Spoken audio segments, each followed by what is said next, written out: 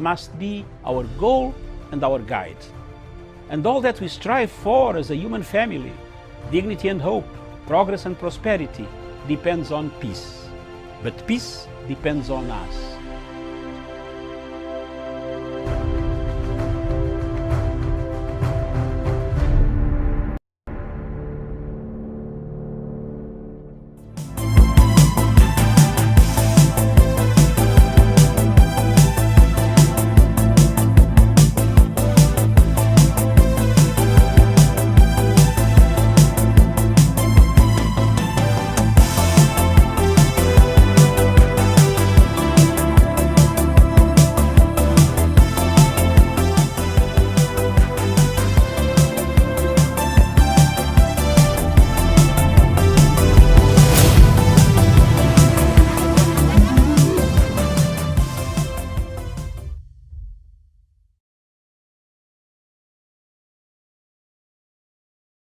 Good afternoon, viewers. Thank you very much for watching Punchline Africa Television, broadcasting all the way from the Political Command Center in London. Thank you very much, viewers, wherever you are across the world. Thank you very much. Back in Nairobi, the headquarters of Punchline Africa Television, on the television south of Sahara that talks about Africa, that what ails Africa, finds out how we defend Africa. Punchline Africa Television. I'm Dr. David Matsanga, and across in the studio today, manning the fort is none other than Sean Daniel Wesonga. Good afternoon, Wesonga. Yes, sir. Very good afternoon, Dr. Matsanga David, at our Political Command Center. Good afternoon to our viewers here in Nairobi, Kenya, in East Africa, Africa, and the rest of the globe. A very good afternoon.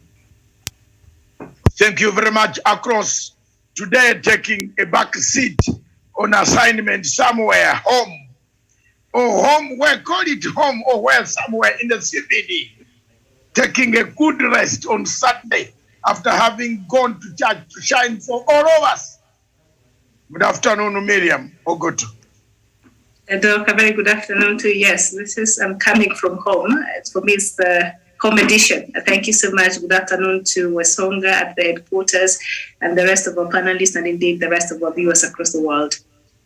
I tell you something? You sound very excellent from that lovely home. But we shall not encourage you to disappear completely. But that is fantastic, Miriam. Thank you very much, all of you across the bridge in Africa. We start with the headlines, Miriam or Sean. I don't know who has the papers, but I do. Yes, okay. Bring them on, and then we do the necessary. Then you read. Sean could read for us first. Miriam, Sean, read for us the topics of today.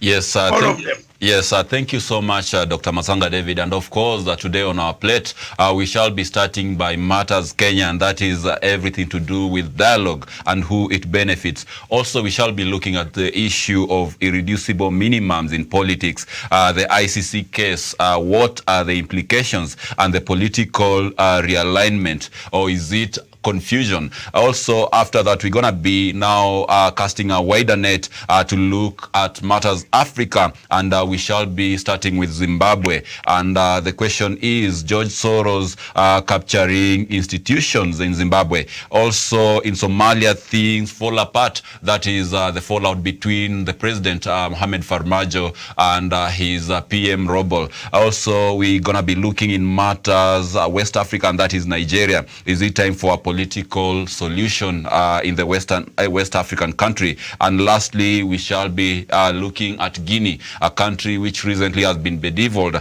by chaos due to the coup that occurred a few weeks ago. And the question is, the Childish coup, will it survive the test of time? That is all we have today, Dr. Matsanga. Thank you very much. All the time we have all those topics. From Africa, Guinea Conakry, looks like the commanders who took over power there are Childish.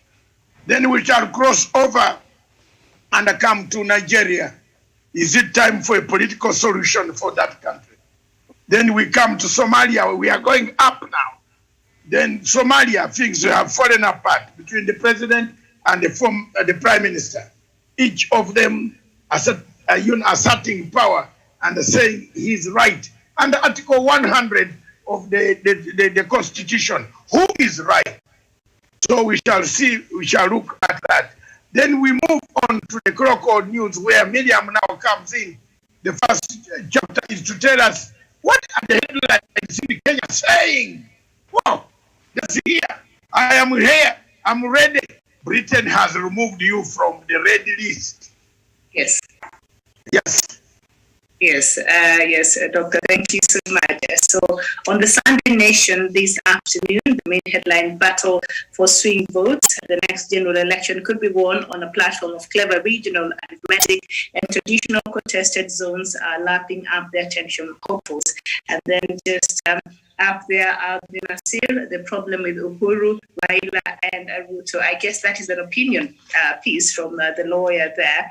And the Nigeria unwanted list lands in city. The story is on page 11. And then we turn our attention to the Sunday Standard and the main headline. That headline says unwanted person lands in the city. Mm-hmm. From Nigeria. Yes. Who is that person? He's an international fraudster. His name is Ismail Mustafa. Okay, now there we are getting in trouble. Yes, go ahead, Miriam, bring us more of these things. And we are joined by Professor Childish as usual in his constituency back up. Oh, he is all the time in his constituency. Miriam, you told me that this guy does not like politics, but it looks he likes politics. He's doing politics very quietly. And this time he has come out winning yellow colors. Prophet is not running again, and I believe him. I don't think he would have a reason to not tell us the truth. All right, so let me finish up with the Sunday Standard, the main headline, why top names are on edge at the top of Kenya's political food chain. Nobody's sitting pretty. Trusted allies are scheming moves that will assure them of election, waiting for the right moment to jump the party ship. Here comes the season of madness. The story is on page 7. And the main pictorial there on the Sunday Standard is Omanyala beats Gatlin, sets new African record. That is our athlete here yesterday. There was some, there's a World Championships that was taking place at Keino Classic Continental Tour at the Mo International Sports. And Omanyala, who is we are proud of him. He got to win the 100 meters final yesterday. So that is what we have. And then just beside that, an opinion piece, Jimmy Wanjigi, a Trojan horse or a man on a mission, and then Oda Kaparo on Raila, Laikipia, and politics. So that is what we have on our two leading newspapers this afternoon, Doc. Okay, thank you very much. And first of all, let's go through the papers one by one. Anything that anybody has picked, they are nice. Let's talk today. And anything you have picked nice, we shall not go in order. Have you picked anything nice? Professor, welcome to the show, Professor Gerard Onyari, in your true colors of, I don't know whether they are from, I am even having... Dr. Masanga, you can tell for sure the... UDA, they copied my t-shirts and they took it. Me, Dr. Masanga, I had this t-shirt before. Even from last year, there was no UDA. So I cannot throw my clothes simply because these people are from. But since you have raised a concern, I will not wait anymore. So the news are very interesting, Dr. Masanga. They are saying petrol for the swing votes. You know, the swing votes are always coast, western, and from where I come from. But I want to tell you, Dr. Masanga, that now that Papa is also trying to legitimate his candidature, and I like his strategy of just meeting the members of the party. You don't just go to Kenyans without members of the party endorsing you. So on this, the strategy for Baba is extremely working, because even so, Joe said that now it is for Papa. So what I want to say that Dr. Masanga, that I've liked the clarion call the Prime Minister is using, me, Dr. Masanga. It is, I don't know, he got some lessons from you. He's using the redemption strategy. He's talking about one Kenya, and that's what we need. That is what I learned from the title of the nation, and I've looked this Grand Mura.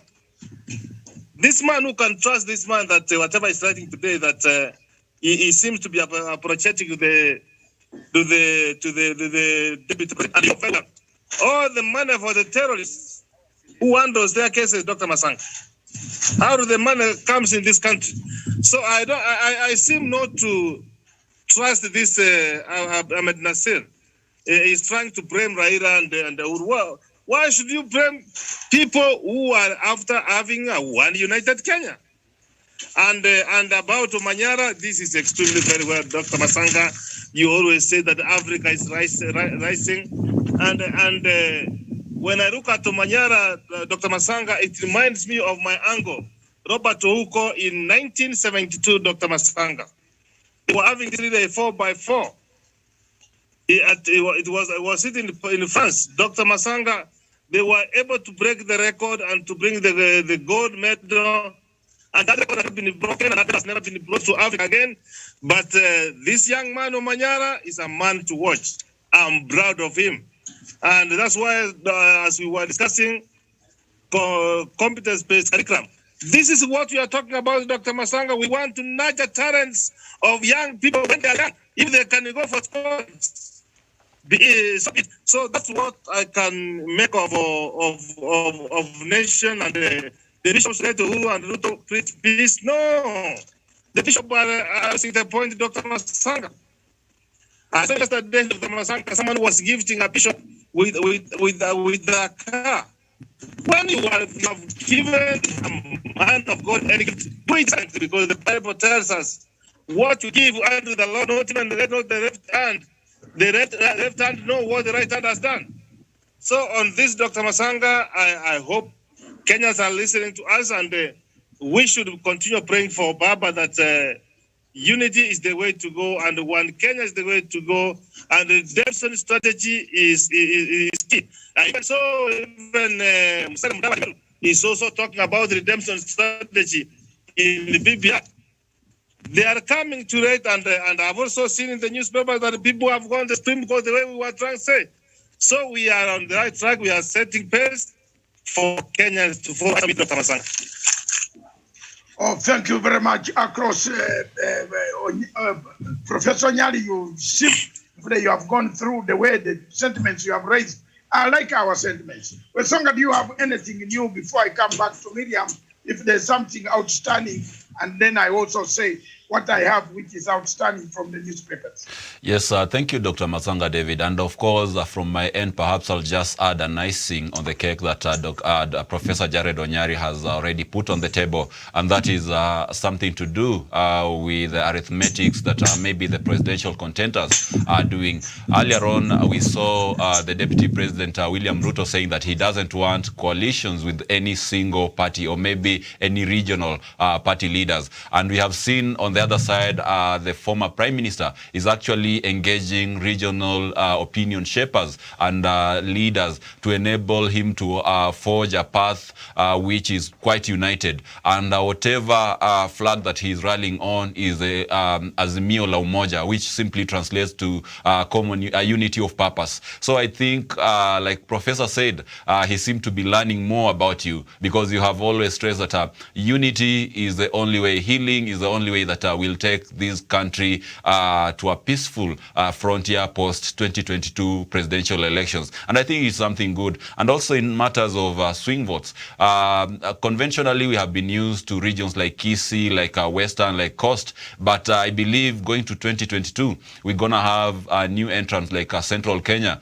which does not have any serious presidential contender, which maybe the region might unite behind. And therefore that adds them to the list of the swing votes. But one thing I've noted about Central Kenya, especially for the governors, is their magnanimity in that they are able to welcome each presidential aspirant without taking sides and allowing them actually to sell their manifesto. I think that is what the kind of tolerance that the Kenyan people need up to now. I submit, Dr. Masanga. Thank you very much. Miriam, is there anything that has caught your eye here? On the headline, on the papers, maybe away from politics, the win by Omanyala yesterday at the Moi Sports Center in Kasarani, and he won against, sprinters King Tyrese and others from the US who are known to be good at this race. So I think that is, he made us very proud there. So we should always acknowledge our athletes as they continue. Outside of that, the politics, of course, it is the season of madness. As the Sunday Standard has put it, everyone is just trying to put their best foot forward, and especially there's been a lot of interest in central Mount Kenya region, and for a good reason, because they don't have a strong candidate that might be, vying for presidency next year. So it is a rich vote area which has attracted a lot of attention. So I think everybody is just trying to put their best foot forward. And I saw Mudavadi was there, was it yesterday, also for, hunting for the vote. So, and something else that Daniel has said that I think is quite profound. We've seen them open to other candidates, even outside that region. So I think that is very good. And it is a good sign of our developing democracy in this country. Politics of tolerance, I think, should be encouraged in this country, because we know we're at a very sensitive, time. So this should be a lesson maybe to the rest of our political bigwigs or, elsewhere in the country, that if Ruto wants to go to sell his agenda to Siaya, let him be allowed. Let him come there, speak about whatever he wants to speak about, because at the end of the day, I think it's Kenyans who will decide on who they want to be their president. So I think our politics of tolerance is something that we should encourage, especially during this season. Thank you very much. Politics of tolerance. Does tolerance translate to votes? Does tolerance, if you are used to violence, can you do, can you see what Ruto is doing in the West? Is simply, inciting people. He wants to have peace talks. But at the same time, Ruto himself is rubbishing Raila and Uhuru, telling them that they are wrong people. So how can you have unity? What unity? That's why I asked this question. Dialogue with who? Whose dialogue is it? You are already saying dialogue is useless. And then you come back and say Raila and Ruto, they went around, and Raila and Uhuru went around blocking me to become a president. Harwale goes, Ruto grabs a microphone from Harwale because they were not doing the right things. You cannot have peace when you have not done remorsefulness. If you are not remorseful, stupid Ruto, don't talk about peace. Me, I have no good words for this guy, for the Jermaine Muntare's idea. Mimi, my mouth does not have anything good about William Ruto. From the head up to where, I don't have, even when I go behind about the things he does, I don't want to hear, please. But at times we have to talk because we are in society. An African society allows everybody to talk. But for me, if I knew this in 2007, I would not have even gone my way to go to the ICC. I'm sorry. I'm telling you this today. If I knew that Ruto is like the way he is, I would not have even touched any single word. You know that one of them, the short one who looks like, what is it, Nazarias, called, is it not Nazarias, Zakaria? That man, what is it? The other one who incited people on the media. He called me and called me that I was shouting. What did I do? Zakayo. Zakayo, yes. It's okay. But now, let's come to the truth. The case is starting. We need to hear, Miriam, people did not hear the evidence. People did not hear the evidence. The purpose is to bring the evidence now. Kenyans hear how these people ban the people in a church. Did you know that? What's the strategy? Jamani Musome. Have you seen Miriam? You are thinking very hard now. Have you seen the strategy? We don't care about the outcome of the case. We want to hear how Ruto mobilized the people to ban people in the church. Because it's going to be worldwide. You want to stop coverage. In fact, I've now got a correspondent who is going there on 24th. And they will be briefing us every morning from the Hague. So that the Kenyans can hear how this man planned to ban people in a church. And today is planning to be a president of the Republic of Kenya. Don't you see the strategy, Miriam? Is there some political scientist on this panel? Have you seen? Don't rush whether Gicheru is acquitted or not. Don't you see what the public of Kenya would like to hear? Have you seen the Wesonga? You seem to be confused. Can I explain to you what it is? Don't you see? Medium has already got it. You are going to hear detail by detail of how Ruto, in fact, because the Ruto evidence has been allowed to come back to court. Therefore, it is going to be challenged. So the chief prosecutor, who is now the prosecutor of the ICC, his lies are going to be brought. And they will be challenging this. I don't know. If I were Karim Khan, I would just say, I've been looking for a job, but this job is not very good. Because here you are seated as the chief prosecutor, and you said all the evidence on the Ruto was fake. But people have come to court. You know, Fatou Bensouda left a strategy, a very interesting strategy, that people have come to court now, challenging you, the former lawyer. The time they are going to mention your client, he has to get somebody to be in court. Because Ruto is going to be mentioned several times. He has to clear himself. And the international community is coming back on ICC. They are really now backing ICC. They have even given a very strong Kurune's daughter. You know, Kurune, the actor. The daughter has now become the advisor, chief advisor, one of the advisors of the ICC. You tell me how some people are going to escape this. Doc, it's the wife. His kids are so young. It's the wife who is a human rights lawyer. Yeah, the wife, sir. So you can see that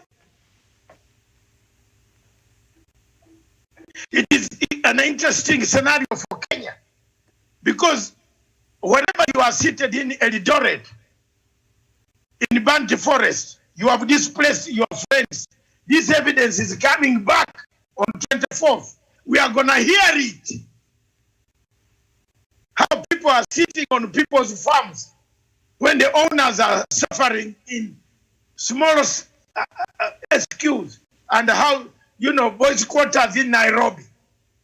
And somebody is cooking in your house. And someone is walking around here saying, opening his I don't know. Anyway, thank you. I don't want to hear. To be honest, I don't want to hear. It is not hatred, but it's just disgusting. I don't have bad hatred to harm anybody, but I am disgusted. I feel like a vomiting. You know? You know why they were talking loudly yesterday, Miriam? Some money came in. Whenever you see them going towards the border, courier men have come, they are bringing money. And they thought we didn't know. That's why he has started money. You know, from the time when Harun Ayadin, the investor, the man opened his teeth, they are making investors quite deep. Investors are, Kenya is making investors run away. Is Harun Ayadin an investor? Tell me, Wesonga, if he's an investor, why hasn't Ruto followed him to return him to Uganda? The Ugandan authorities are waiting for Mr. Harun Ayadin and Mr. Ruto. Why is Mr. Ruto not picking the plane and now asking the president that can I be allowed to fly to Uganda? Fuck it. Sorry. Pick the plane and fly there. Unatisha watu, oh, president, utakuwa president. Wewe. Ujui Uganda wewe. Hey, my friend. Uganda, your leadership is, you can think you are the first person who is friendly. So many friends have been there, including some of us were in the battlefield in Tanzania, Chikosi Maalum 208 KJ number 2441272. Afande. Sawa. I'm not a civilian like a Ruto. Najua namba yangu iko hapa hata mpaka leo. Kutoka 78 niko na namba yangu. Namba yangu iko hapa ndani kwa kichwani. Metembea na miguu kutoka Kagera. Wewe unafikiri mimi mkimbizi? Asante sana. Lakini watu wote wale wanachukua madaraka Afrika kwanza wanaanza kuwa wakimbizi. Msikie hiyo. Kwa nini Mungu anawaacha sisi hapa? Kama mnataka kutuzungumza Kiswahili ile ya Mwalimu Nyerere, tutazungumza sanifu yenyewe. Tulitembea na miguu, tulitoa nyoka, tuko nyumbani, lakini Mungu anatulinda mpaka sasa hivi. Nafikiri wewe peke yako ndio omba Mungu. Na sisi tunaomba Mungu. Tena Mungu yetu ako Mungu anatulinda miaka 66. Kwa juu ya nini? Sababu anataka tukue hapo, tuoneshe madaraka. Sifikiri wewe taleta mvurugano. Tunataka nchi za Afrika zikuwe na maendeleo. Zikuwe na mfano mpya. Tutake mavurugano kutoka mtu anaenda porini huyu. Huyu hawezi kukubali matokeo ya kura.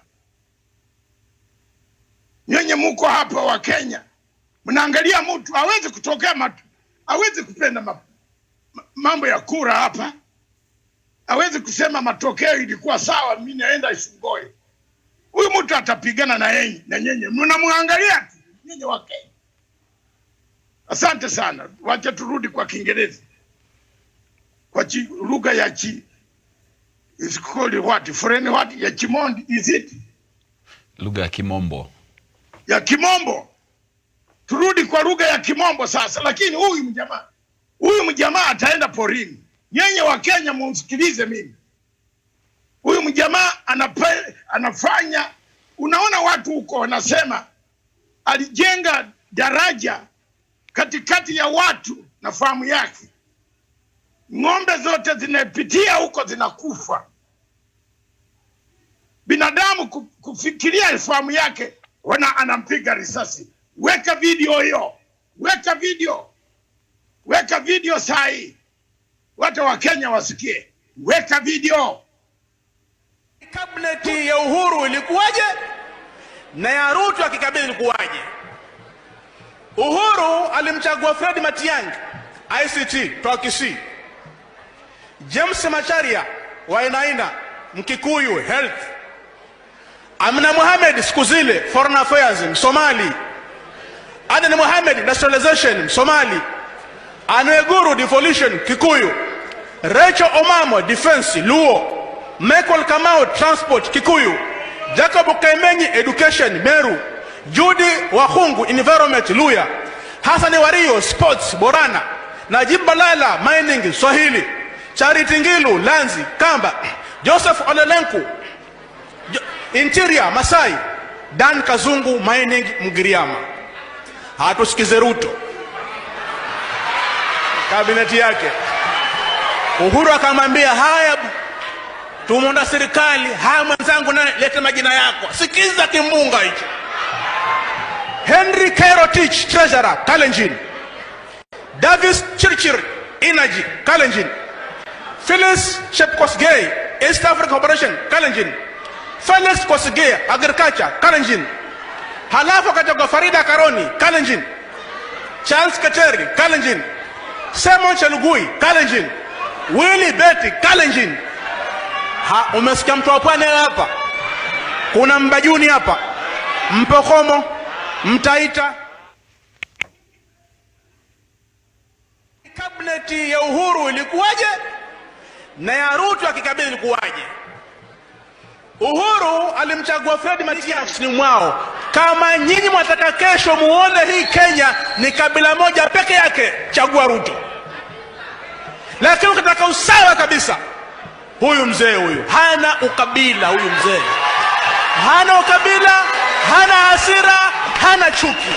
Kwa hayo mengi machache, nataka nimuulize Yesu swali. Yesu, tumchague huyu kwa sababu ya ukweli ama tumkatae? Yohana 8:32. Yohana 8:32.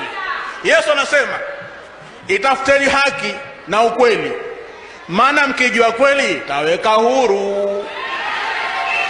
Na Qur'ani 33:70 Allah akasema, ya ayyuhalladhina amanu ittaqullaha wa qulu qawlan sadida. Mlioamini semeni kweli na From that clip, viewers, you can make your own conclusion.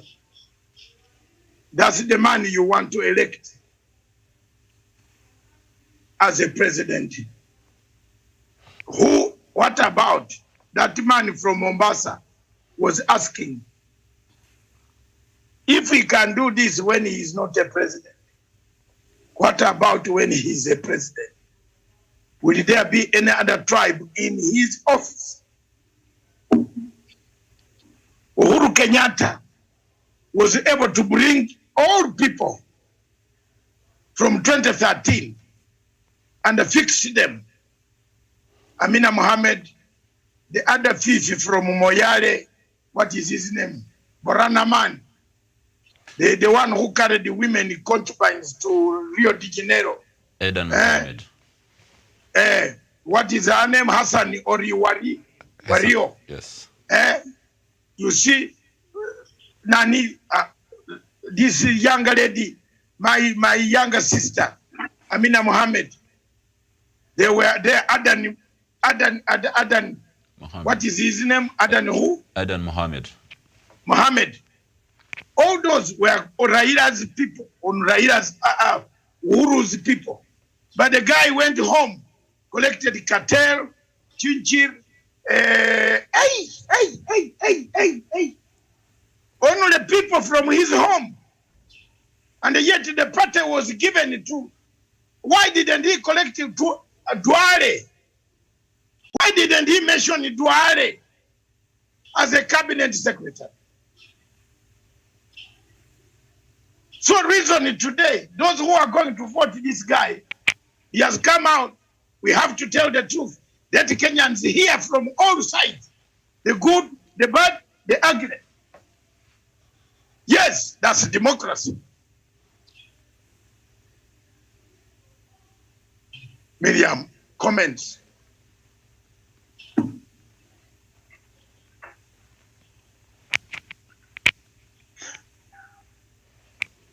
Oh, Joseph Nachama has just come in. Let's allow us to prepare.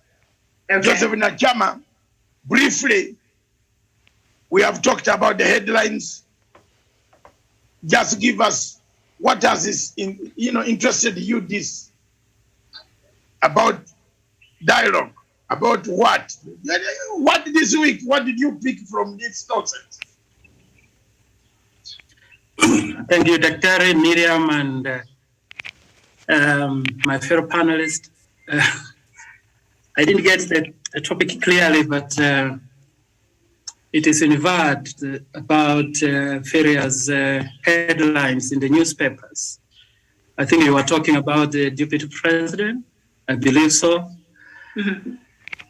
The fact is very clear, Dr. Masanga. It's simply lack of character.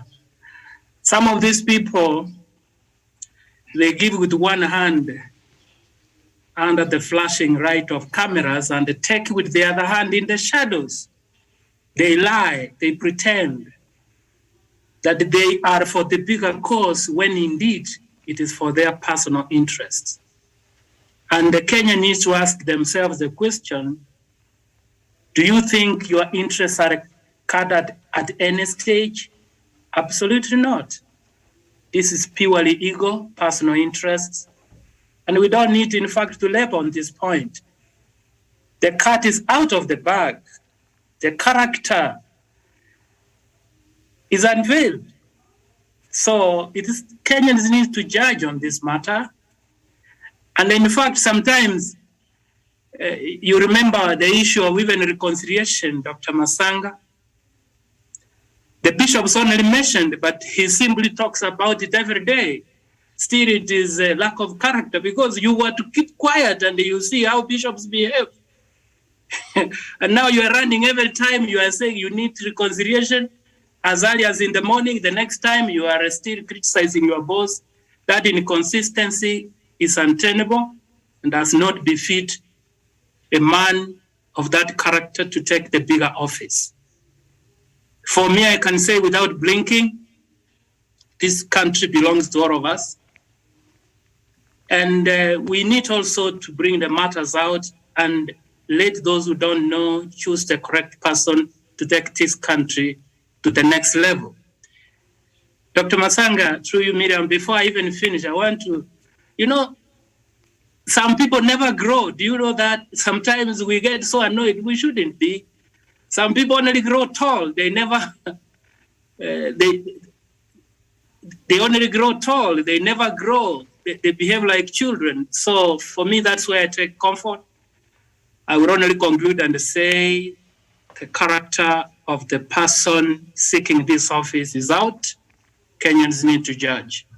Miriam, I submit. Thank you very much, Dr. Nyachama. Mr. Sakong Kiplagat says it is the president who appoints.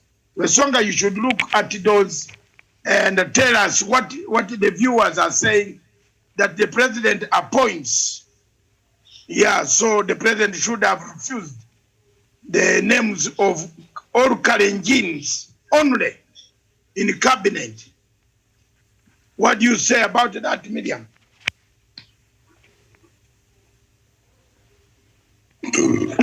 Yeah, and as much as we were to go, if we were to go with that thinking, which at the end of it all is true, but also we have to remember that President Uhuru Kenyatta and his deputy were in a political understanding, a political working understanding where they had to sort of give and take, and Deputy President William Ruto had his lot to fill in that cabinet, and President Uhuru Kenyatta had the half of it to fill, and we saw how that has been. And it is interesting because these are positions that were given to that side allied to Deputy President William Ruto were the ones, when you look at the mega scandals in this country, it is in those ministries. When you look at people who are having questionable characters, it is in those ministries that were given to the people allied, the cabinet secretaries allied to Deputy President. And we've seen how that has played out even in the cabinet itself, where time and time again we've seen the cabinet has been divided because there has been loyalty. Those who are brought or those who are allied to Deputy President, they always lean towards that. And in that regard, they've even used their positions as CSs, to sabotage part of the government government agenda, and we know that ministries are very important when it comes to implementation of government agendas. You know, the Big Four agenda, this relies so much on the cabinet, on the ministries and the people who have been tasked to ensure that if it's agriculture, universal healthcare, then the Ministry of Health is responsible for that. Manufacturing, the Ministry of Industry and others are responsible for that. So we have seen how that has worked out for President Kenyatta, where time and time again there has been instances where we've seen ministers even sabotage the agenda of the government because of how they came to be and hold these positions in the cabinet. So, I mean, the argument by our viewer does not hold water, because we know how that happened, and President Uhuru Kenyatta had to respect the political partnership he had with his deputy. So they both brought, we all know this, they both brought half of the cabinet. So, and he did not have a choice but to appoint. Yes. Miriam, thank you very much. They both brought, but one brought his tribesmen and the women. But the other one brought a mixture, a cocktail. The face of Kenya. Yes, the face of Kenya. Uhuru brought so many people from different places. He picked Kazungu, he picked people in the ministries. He picked so many people. Not only his Kikuyu tribe. He had the powers to only look at the Kikuyu tribe. But he didn't. He looked everywhere. But what about 2022 when you give this man power? And he's in the upper house there on the hill. We shall have people, and in fact, everybody will be speaking one language. I'm sorry. I've seen it. I was here. I saw in the previous regimes of Moi. Yes. I was a victim of Moi's regime. And if Mutu sasa anaanza kunichokoza hapa, I can cry tears. I don't want to cry now in front of your TV. So wacha tuacha Wesonga. Yes, thank you, Dr. Masanga David. And of course, as Miriam has said, and also yourself and Professor Jared Onyari and Dr. Nyanchama, is that these guys entered into a partnership where each and every one of them had to bring their own people. But that is where the distinction now comes in between President Uhuru Kenyatta and the man of William Ruto. You see on one side, President Uhuru Kenyatta tried as much as possible to be a statesman in that he drew his cabinet from the diverse communities in Kenya. But William Ruto drew 90% of his cabinet from only his tribe, and only even the few that he got outside his tribe, that is the person of Rashida Chesa.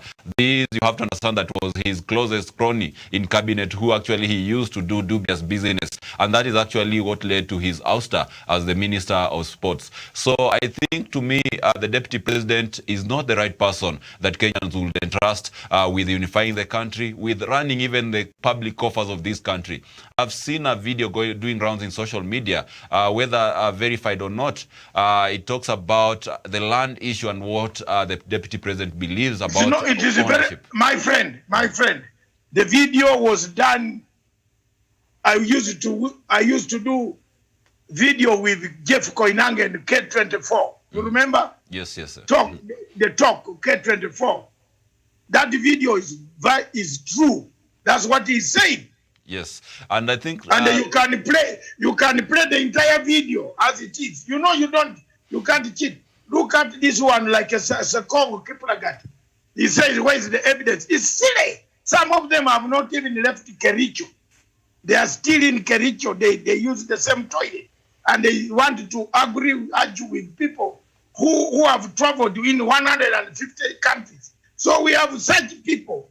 Now this one here is saying, where is the evidence? The evidence is there. The name is the name Chinchiri. From where?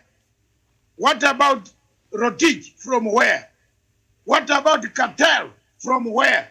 What about the former Minister of Tourism and the East African Community? You remember that woman who is an ambassador now? From where? There is another one. There are so many of them. They were brought by Ruto. And every time a chance comes out, he brings. This time he went and brought Kerone from Tarubo, from his own constituency. So there is a lot of evidence. Don't say there is no evidence. And we are not children on this platform to go arguing with you, wasting our time. If you want to see the evidence, go and dig it out. Thank you. Let's move on. Miriam, the ICC issue is becoming, we have touched it a bit. It's becoming very touchy. Where, Professor, what do you say?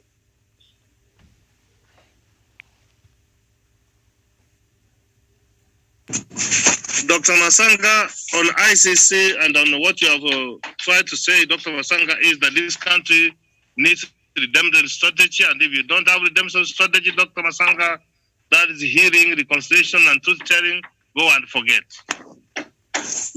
Dr. Masanga, when Cain killed his brother Abel, God always says that the blood of Abel is crying from the ground.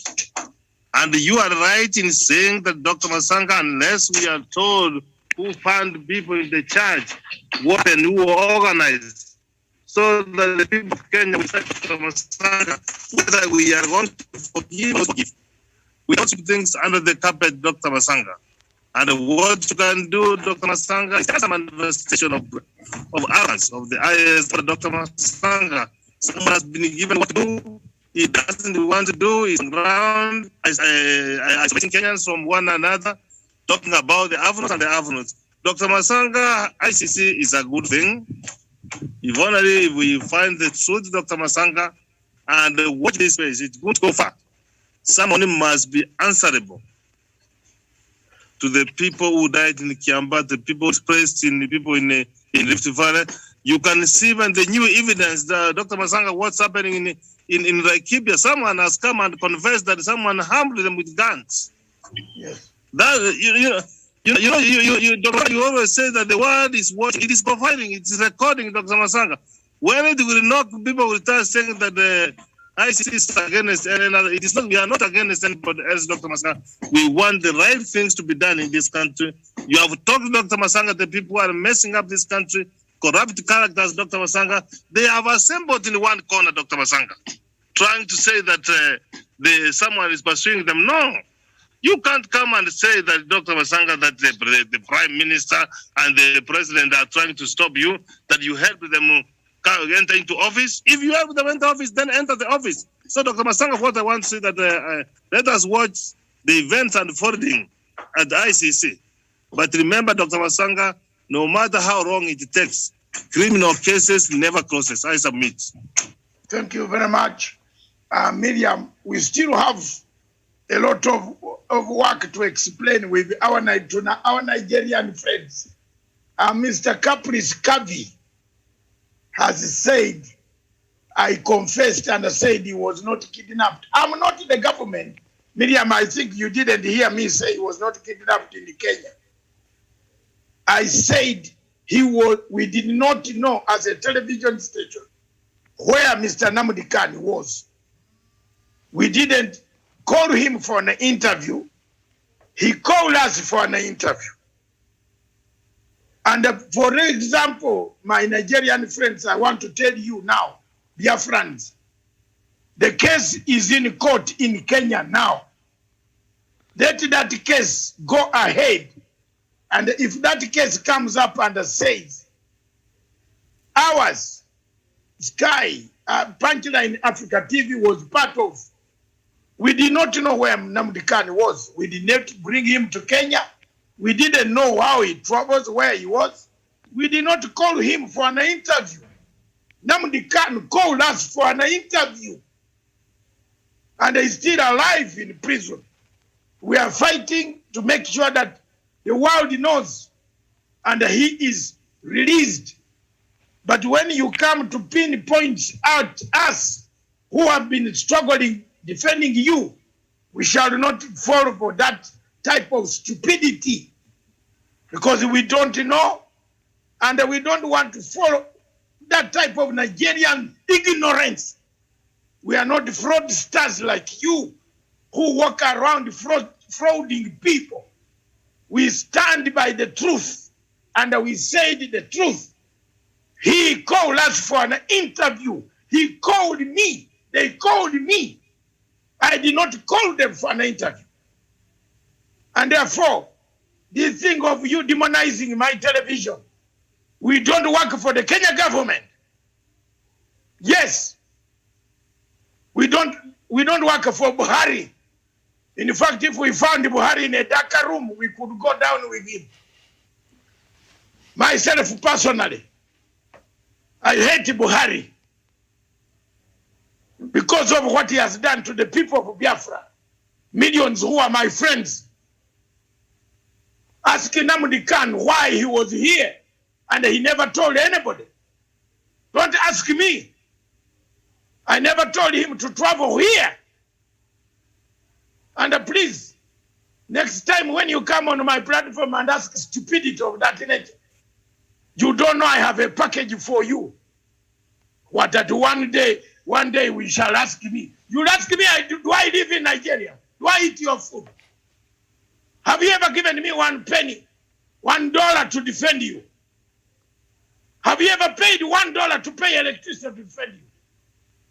Stupid. Get off my television. If you don't want to watch, don't watch. I don't work for the Kenya government. Don't put me into things. The court papers don't say Matanga is involved. Your lawyers, I'm soon interviewing your lawyers. I'm soon interviewing them on this television. And we are not going to listen to stupidity. Don't think that all of us are used to the type of tricks. You are the Africans who spoil our name as Africans everywhere. Every country. You go to Dubai, there are 2 channels of Africans entering Dubai. No, don't. We are focused in making sure that Nnamdi Kanu is released, is tried, he brought back to where he was. I never called him. I didn't know he was even in Kenya. And I'm very upset about that when I learned now. I learned he was in Kenya. He never told me where he was. Did he give me money to interview him? Rubbish. Did you pay for my energy for 2 hours? Well, please, don't ever come to my television and demonize me for nothing. The real Biafran people, IPOB, know that Matanga has been there with them for all the time.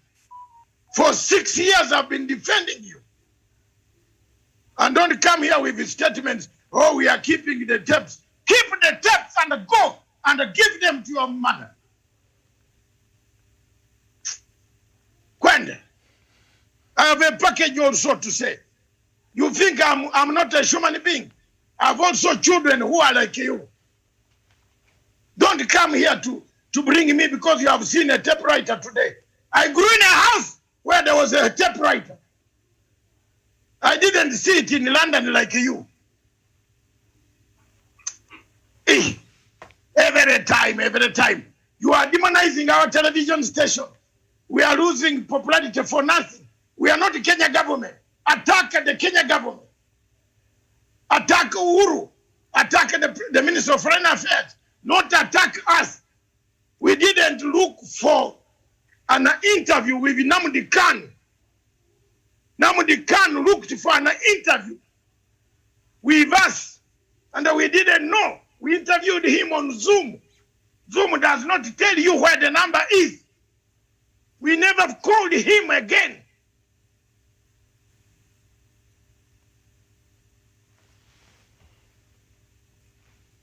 We are not going to wait. The case is now in court. We shouldn't even bring this case on our television. The case is in court. We are doing injustice by even mentioning, insulting the same country that is allowing the case in court. Uhuru Kenyatta and the judges here have allowed the case in court. I know Professor Wajikoya, who is handling the case. It is me who paid Professor Wajikoya's school fees. You want me to tell Wajikoya to leave the case? I can do that. One telephone call.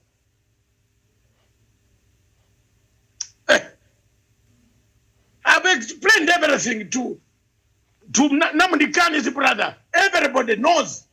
I didn't know where Nnamdi Kanu was. In fact, if Nnamdi Kanu had told me he was in Kenya, maybe I would have been very useful as a man who is more experienced refugee, a man who has been in more politics than Nnamdi Kanu.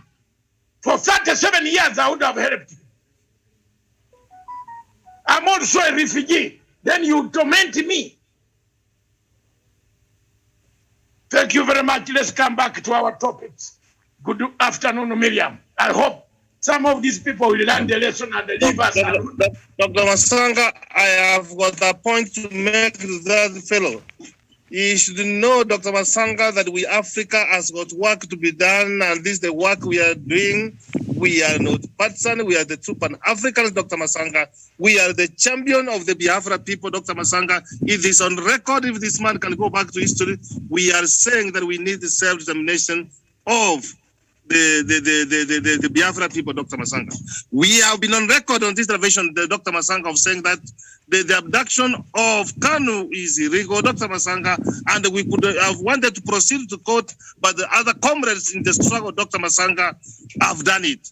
So, Dr. Masanga, instead of people just saying that we are doing a good work, but human beings, Dr. Masanga, they are never thanked.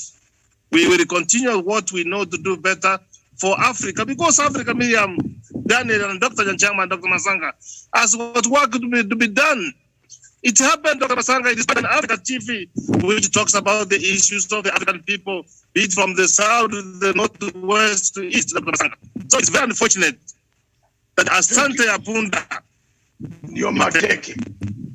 Thank you very much, Dr. Professor Onyari. And the truth is, I think some of the people inciting us are Nigerian government agents, because the real IPOB, they all know the truth. Nnamdi Kanu himself knows the truth, that he never talked to Matanga while he was in Kenya. He knows it. And I did not know where he was. But I think the Nigerian government now is cornered. Miriam, they're asking them to explain how they got the prisoner in Abuja. They came here, they stole the man, kidnapped him. Now Nigerian government wants to demonize our television. We don't work for that stupid embassy, which is fraud. Another fraudster has arrived here. Who is this Nigerian who arrived here? A fraudster. Kenya is on alert. A fraudster from Nigeria has arrived. Oh no, that you have a name to go and talk with people who have a name. I have my name. I have a name to keep. There is a headline here in Kenya. A Nigerian fraudster arrives on alert. Interpol is saying he's here. Why don't Wagwan? You have ashamed Africa, Jamen. You and the Buhari, the whole government of Nigeria is useless. Buhari kills people. Nigeria has become a lucrative center of kidnap in Africa. Every morning you wake up, Nigeria, 5 girls kidnapped, 10 girls kidnapped, 20 girls kidnapped. Shall require, fuck it, man. Fucking this country. Fucking. This is not worth a country to mention in my mouth. All the younger girls in Nigeria are kidnapped, they are gone. Buhari is just dressed up in good gap, kanzu, walking around. That is the head of state. Rubbish. What head of state is this? A man who allows his children to be kidnapped, women to be kidnapped. Medium, do you know that we are here on a serious note as Africans? We should be crying tears. We might not find women in Nigeria at all going by this rate, my dear sister. Nigeria is in a very bad state. And because of that, let's jump on it. Give it a day, one of these days on our TV. And we allow Nigeria to be eaten Buhari to be eaten alive with words from people. Everybody who is talking in Nigeria is called a terrorist. This man called Simon Ekati has now been registered as a terrorist because he only talks for his people. Have you heard what has happened to Simon Ekati? Simon Ekipa. I read somewhere that they have registered him as a terrorist. So there is nobody who should talk in Africa. Then why are Nigerians coming to our countries? Why are they coming here? Why? Uganda is full of Nigerians. Zimbabwe is full of Nigerians running from Buhari. Buhari is killing people. And the people don't want us to talk about Buhari. Then what shall we do? Thank you very much, Miriam. Let's proceed. All right. Thank you so much, Doc. So we just go on to our next topic, I think. We seem to have exhausted the one in Kenya, yes, on Zimbabwe, and is George Soros capturing institutions in that country. Perhaps, Doc, you could open that for us. Thank you very much, Miriam. I think most of you have been following the debate in Zimbabwe about the Chief Justice. Zimbabwe is about to be returned to the normalcy of international community. Zimbabwe has been rising. Zimbabwe has been making tremendous efforts to recoup their economy, to make their economy, infrastructure, their banking streamlined. Zimbabwe has been making lots of steps, forward steps in human rights abuses. It has killed most of the human rights, people who have talked about crusade is dead. That rhetoric where you talk about, human rights, there's detention of this. It is not there anymore. As you speak right now, it is not there. Emerson Mnangagwa has destroyed that network of saying human rights. People are being locked up because they are expressing an opinion against the government. People are talking. The British government has accepted returning refugees who went to Britain, claiming that Zimbabwe was not safe. They have returned the people who have not been put in jail. People have gone back to their homes where they left. Those who don't have a home are being told to ask for government to help them. Let me tell you, Miriam, things in Zimbabwe seem to be changing very fast to the world that some people are shaken. George Soros cannot work. George Soros worked in Zambia. He produced a president there. George Soros worked in Malawi, produced a president there. George Soros worked in South Africa. He produced Mr. Zuma going to jail. The Chief Justice of South Africa, if he had been there, Zuma would have not gone to jail. The capture of the judiciary in South Africa and the capture of the judiciary in Kenya, where the judiciary in Kenya was captured under Maraga by George Soros, is happening in Zimbabwe. People within Zimbabwe judiciary are turning against, saying, doing things which are not very normal. The Constitution of the Republic of Zimbabwe allows the president to appoint the Chief Justice. Miriam, if I tell you, ask you, whether do you know the name of the Chief Justice of Britain? I don't know also. Up to today, I don't know the Chief Justice of Britain. Does Britain interview their judges?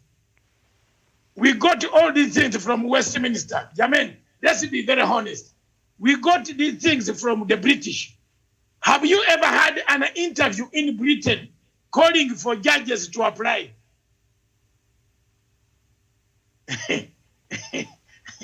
And they put the judges on. Then criminals would be killing so many people. Do you know the Kenyan model? You are bringing chaos to these people. You know, people, the criminal you have sentenced could come out and come for you. Am I wrong? It is not safe to interview your judges openly. You are bringing danger to the Chief Justice. You cannot be a transparent that you are the best democracy in Africa. You put your judges like the America, the judges retires with 5 guns in his house. 5 handgun, AK-47, G3, and a bazooka. That's a former Chief Justice. He's ready to use any of them. Now you tell me where Maraga is. Has he got a bazooka? How many people did Maraga sentence? You have paraded him on TV. The system in Zimbabwe is different. The president selects his judges, puts the name to parliament, full stop. And the parliament approves in the camera. This is not a public.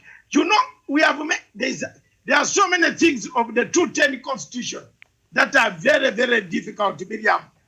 I'm telling you people, think again. I have never, Senor, we got all these laws from London, but I don't know up to today in London any single judge. The only judge I know is my neighbor.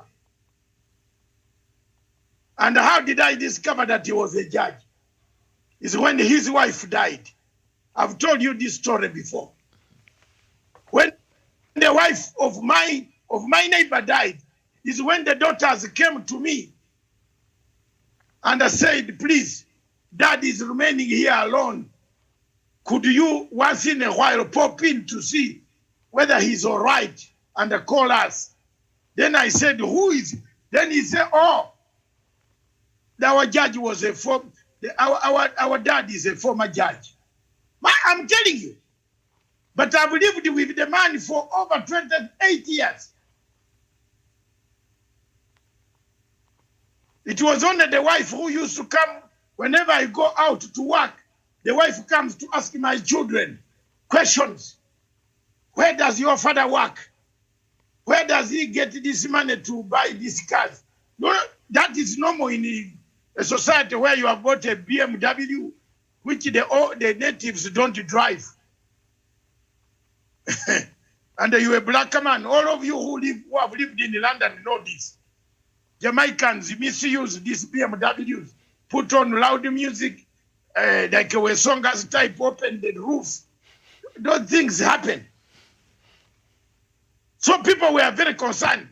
Until the man lost the wife, is when I knew that was a judge. But Miriam, I did not know. I've never seen any judge, apart from seeing the judge in the court. And even when they are sentencing you, you don't know whether who is who. You hear the name. But here in Kenya, in Africa, we parade our judges that come to the radio, television for interview. What type of hell is this?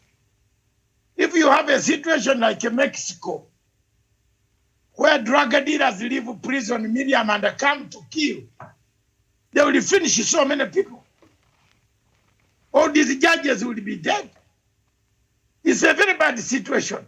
So what has happened in Zimbabwe now is there is a tussle between NGOs and the George Soros NGOs, saying the Chief Justice should not take another term.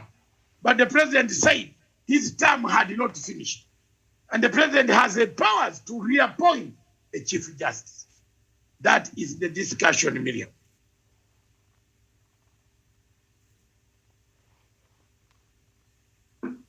Right, and I think President Mnangagwa already, reinstated that judge, the Chief Justice, so he's continuing with his work.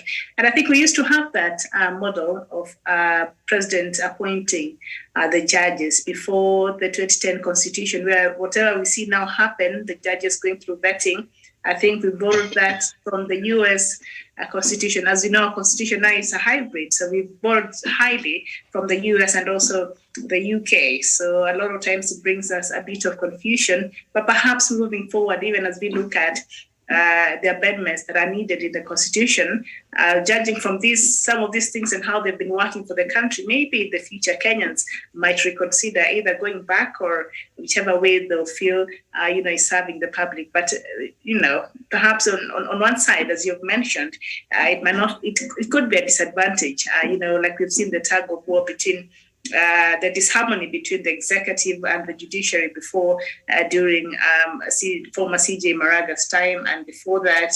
And so I think we experimented. So Kenyans would decide, do we want it to continue working like this, or would we want to go back to the way things used to be, where there are certain appointments that were reserved to the president? I think that thank you very much for raising that point. Anybody on the panel who would like to make a contribution on that quick one, and we move?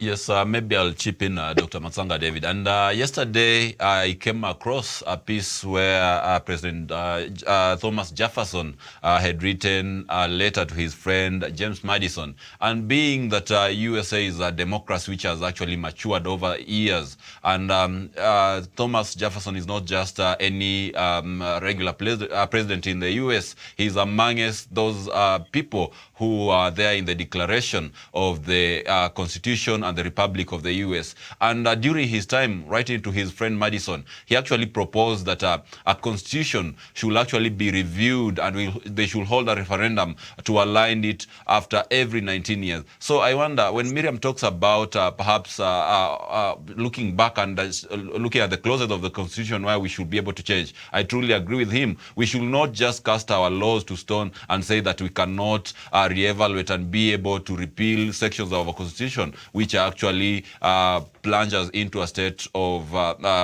in a lacuna. I submit, Dr. Masanga. Any other person? Thank you very much for that. But in Kenya, now nobody wants to even talk about the Constitution. All of us are talking about the presidency 2022. Onyali, you wanted to chip something in quickly? Yeah, Dr. Masanga, I entirely agree with you that the 2010 Constitution for Kenya really brought conviction. That I've always been deputed to the late President Daniel Aramo. He said, when to change the Constitution, this is the way to go. The 2010 Constitution, Dr. Masanga, it was spearheaded by the activists. And I want to believe, Dr. Masanga, that George was finished. And we had a very perfect opportunity, Dr. Masanga, through BBI, to revisit this, and that's exactly what we want to do. Or it's not lost, Dr. Masanga. We are just looking forward to forming a government of one Kenya government. One government which believes in putting people together, Dr. Masanga, so that Dr. Masanga, we can have the opportunity, Dr. Masanga, to revisit this. Otherwise, as it is now, Dr. Masanga, it is a risk because you cannot bring a Chief Justice. You interview him, Dr. Masanga, it's all manner of things which are being said. The judges are seated, who are sitting and presiding cases, and they are serving Dr. Masanga. So what we need to do, Dr. Masanga, there is nothing like a hybrid. Go to a system like Britain. You have said that they don't interview their judges, Dr. Masanga, and the system works. On that, Dr. Masanga, this Constitution has done a lot of disservice to us, and that's why you can see that, Dr. Masanga, the government want to do their own things, Dr. Masanga. They don't want to write that principle, Dr. Masanga. They are interdependent of each other.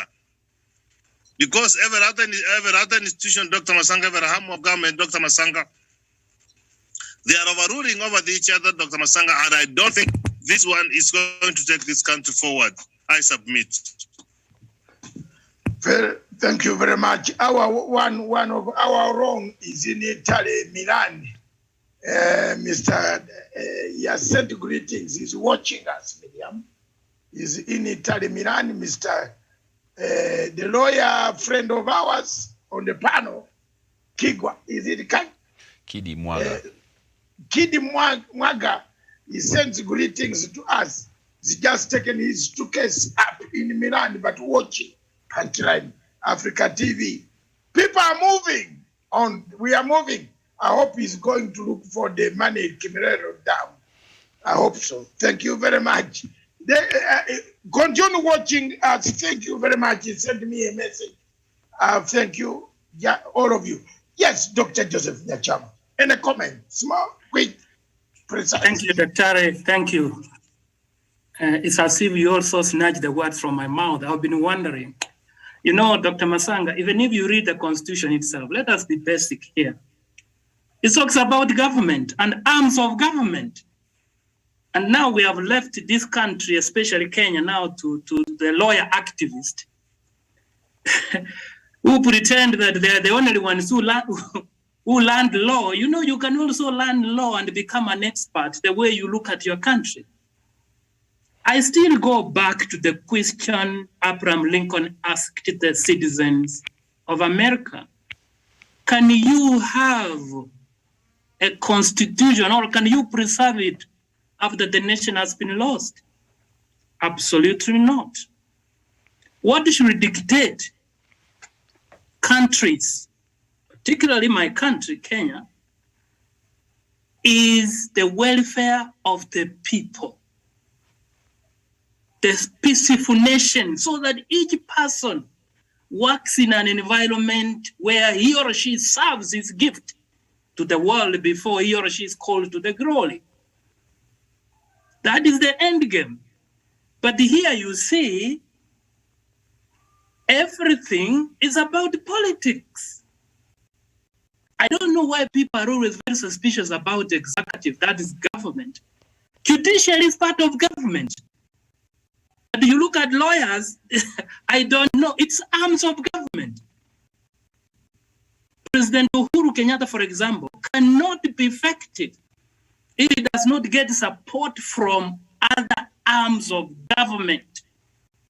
That is why Zimbabwe, a system is changing, and it's going to be very effective, where the president chooses the chief justice, because they have to work together as government. They are interdependent.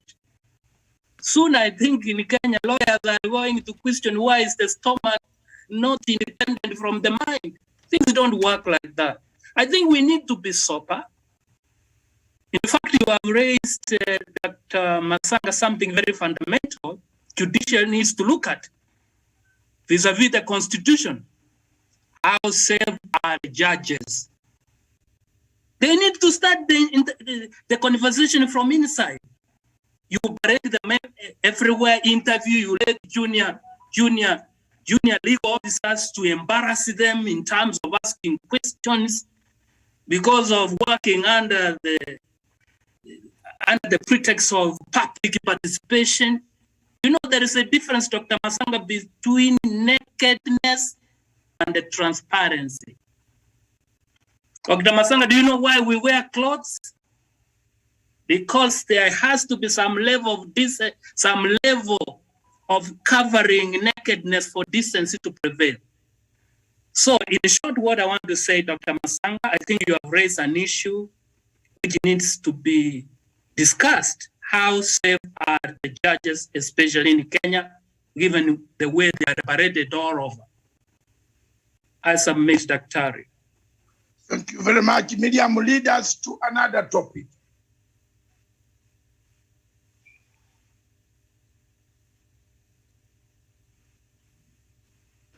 All right, Doc, thank you so much. So our next topic is on Somalia, and things seems to be falling apart with the recent development there from Somalia. And the United Nations Security Council has urged Somalia's feuding government leaders to resolve their disagreement through dialogue and give top priority to holding long-delayed national elections this year. The 15-member body is, in a statement on Saturday, also called on the federal government and regional states to ensure that any political differences do not divert from united action against Al-Shabaab and other military groups. The pressure on Mohamed, who is the president of Somalia, also known as Farmajo, to hold elections has intensified since scheduled elections on February 8th failed to take place because of the lack of agreement on how the vote should be carried out. And of course, the recent disagreement between President Farmajo and his Prime Minister Roble, we've seen how that has played out and has gone ahead to perhaps threaten a delay of the elections that are supposed to be happening. Miriam, I want to tell you that I am very worried person that Somalia could fall in the hands of ISIS. The type of fight that we have in Somalia today could end up like the type of fight we had in Afghanistan. I'm worried that at one point, the United States of America and other countries might totally withdraw from supporting any efforts. And it will be upon my Ugandan friends, sisters and brothers, and the Kenyan brothers and the sisters who are in Mogadishu and Kismayo respectively.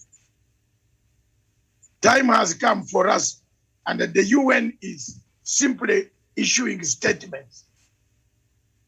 But the truth is, on the ground, someone has put a wedge that has divided these two powers, center powers. We'll call them centers of power. It is very obvious that the Prime Minister of Somalia might never talk to the president, and they will not agree because of the type of disappearance of younger man who was in the intelligence killed. And we told the people here on our television long time ago about the activities of these guys. They were laundering money from Europe, from Doha, from Qatar. It comes all the way to Kampala. It is clean there. And that is what has happened. So when you look at all this, you find the difficulties to assess, and I find the difficulties to say Somalia is anyhow together.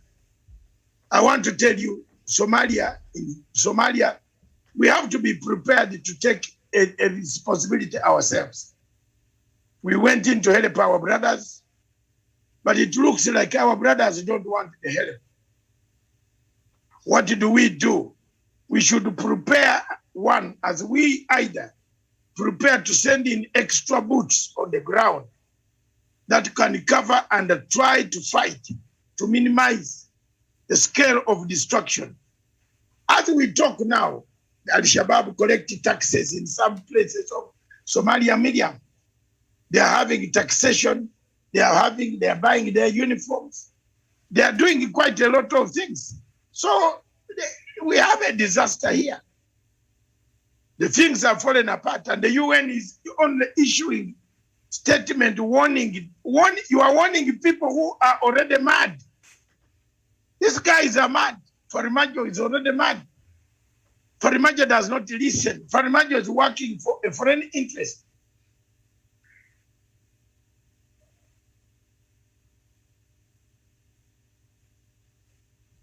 So, for me, if I was asked, I would tell my Ugandan people, either we increase the troops, we ask for more intervention of other troops that can take a program further to capture territory, so that you now isolate. But since we went, we have captured only Kismayo and Mogadishu, isn't it? The planes are coming, going out, going in, but this morning they just blew up another airport. One airport was completely blown up. And this is the same country. So unless we change, to me, I think time has come for us to change strategy on Somalia.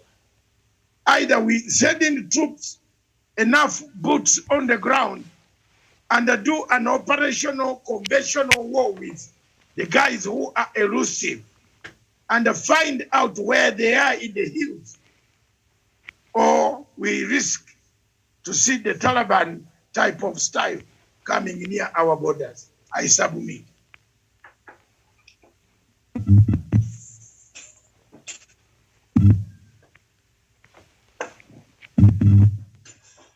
All right, perhaps Dr. Joseph Nyakama, your thoughts?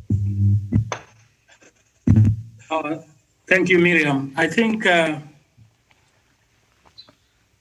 for me, the moment I saw the Taliban taking over the Afghanistan, I saw a risk of hardening other insurgents like their suburbs. And you can now see this is the problem. Farimajo, has it ever been established which part he belongs? Could it be he favors more on the Al-Shabaab side and now wants to use the example of the Taliban? Number two, the problem in Somalia, Miriam, is firstly, on my own view, is ego problem of leaders, where they never train their mind to be stronger than their emotions. And you know, as a general rule, and let not lie to each other, Africa needs to know this. You can never serve two masters effectively. Farimajo, when he was elected, his master is the people of Somalia, but has decided to serve another master, the foreign agents who have interests. And that is where now you see they are lying to the Somali citizens that they have their interests at heart. Absolutely not, because they are serving more than one master. Until we become patriotic to our respective nations where we lead, specifically Somalia, until their leaders put their ego aside, this problem is far from over. The ego of the people, where they say, we the Somalia, when in fact you should say, I, Farimajo. But they use the people, the vulnerable, the helpless. That's why we have said, Miriam, if you go and assess the poverty situation in some African countries, Somalia included, they will sink your heart. So, what is the way forward? Dr. Masanga has given a proposition. Do we increase the AMISOM numbers there, or what do we do? And it's really a challenge, and we need to open this conversation. But all the same, we want to appeal to the leaders to look at the nation interest to supersede their personal interests. Still, AU, UN, issuing threats. You see what is happening in Tigray, Afar, and Mahar. There's a problem. Food can't reach people. It's a conflict. Even America now is issuing threats, is putting sanctions. Why can't we be proactive? For me, Miriam, that is the issue. Why can't we even set in Africa what we call a risk assessment independent body, where the issue in advance, this is likely to happen, so that we take proactive actions? Wait, in countries like America issuing threats, now you see people are dying because rebels now have prevented trucks from taking food to the people of Tigray and everywhere. The same situation is going to happen in Somalia, and the region is going to be high risk. For me, Miriam, this is what I propose, those who are listening to us. Can we open a continental conversation We are tired of this demagogue pretending that they are presiding over a nation only to discover it is their own interests. And that is why in Kenya we need even to get the right people in place. You know, it is fascinating, my sister Miriam. How long do we speak? One philosopher warned people who speak a lot, watch out, your mouth may overburden your back. No wonder we are very tired and lazy, because we speak. Can the African head of state, once and for all, set a continental conversation? We give input. And the AU should leave office, because I don't see. Anyway, Miriam, let not me get emotional. What I'm saying is a risky situation which we need to address. And you see now these two leaders now have taken stands, and they have left to be led by their egos, and Somalia is at risk. We need a conversation. So Miriam, I submit. All right. Thank you so much, Dr. Joseph Nanchama. And you have said something there that, they have their own, the leaders in Somalia. And I think it's almost a similar situation also in South Sudan. They do have their own, personal interest, but also there's the aspect of external interference and external interest that is perhaps committed to ensuring Somalia is not stable. Also, we've seen that play out, the issues and the chaos in the Middle East between the different players, that we've seen that become part of what we see now, the dynamics we see in Somalia, the tug of war between countries like the UAE and Qatar. We've seen that proxy war being played out there in Somalia. So the issue of external interference and external influence and external interest is very much at play there in Somalia, even as we look at. But also another aspect, I think another internal issue that we have to look at is President Mohamed Farmajo really committed to having an election and a proper transition there in Somalia, because I think from where I stand, because this is something we've been looking at so much on the program and subsequent programs before, wherever they come close to having an election, something has to happen that will cause that election to be pushed forward. So from where I sit, I don't think President Farmajo is really committed to ensuring that Somalia gets to a point where they can carry out an election and Somalia is stable, because I think he's representing some interest that has nothing to do with the betterment and the development and a stable Somalia there. So I don't know what could be your position, Daniel Osonga, before you go to Professor Oyari. Yeah, thank you so much, Miriam Ogut. And situation in Somalia, it is something that I've been following quite closely. And I think, as you say, President Farmajo is not quite serious about ensuring that there's long-lasting peace in Somalia. When you look at this kind of conflict, we had a similar problem happening with the previous Prime Minister who actually stepped down. And now we have this new Prime Minister coming on board, and we still have some push and pull and wrangles between himself and President Mohamed Farmajo. So to me, I think the President is the problem here. Two Prime Ministers cannot be the problem, Miriam, unless we have something extraordinary which is happening in Mogadishu. So to me, I think President Farmajo is not committed to ensuring that we have peace and forward-looking maybe concession between the leadership in Mogadishu. And simply this could be emanating from the fact that we have some external powers which might want to see his elongated leadership being in place, in position in Mogadishu, so that he's able to cater for the interests of these foreign powers like Qatar and most Western powers, where he has been having some dalliance with them. So to me, I think whatever you're saying could be actually the scenario that is at play in Mogadishu. Because whenever we have some light at the end of the tunnel, we have always been having these wrangles. And these wrangles consequentially occasion an elongation in his term leadership. So we might not be able to see maybe elections coming to Freetown anytime soon if we maybe become complacent to the status quo. So my call will be for the regional leaders, for all engaged parties to ensure that President Mohamed Farmajo relinquishes power and enables an election, a free, fair and credible election happens in Somalia, so that we have a smooth transition of power. Otherwise, he's going to put the country into another long period of anarchy and civil conflict. I submit. All right, thank you so much. And there's something else also Dr. Matsanga brought up, and that is the issue of how long should we add more troops in Somalia, or should we not strategize on how to exit Somalia?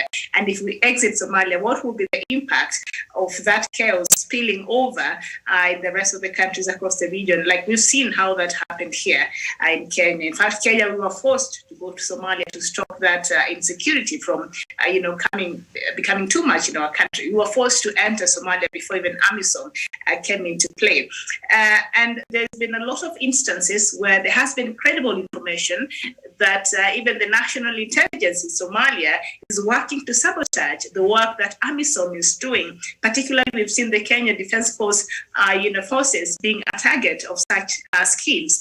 So you're going in there to help them and to stabilize their country, but the government allegedly is working to sabotage such efforts. So where does that leave the rest of us? And the other day, I think President Museveni, on an interview with France 24, he expressed his annoyance. He was actually very annoyed with what is happening right now in Somalia between the leadership and the rebels. And he said if they continue doing this, then he will, pull out the Uganda Defense Forces. So there are also those dangers of stakeholders getting tired of Somalia. So where will that leave then the Somalis in the country, who are hoping that perhaps these foreign forces will help them?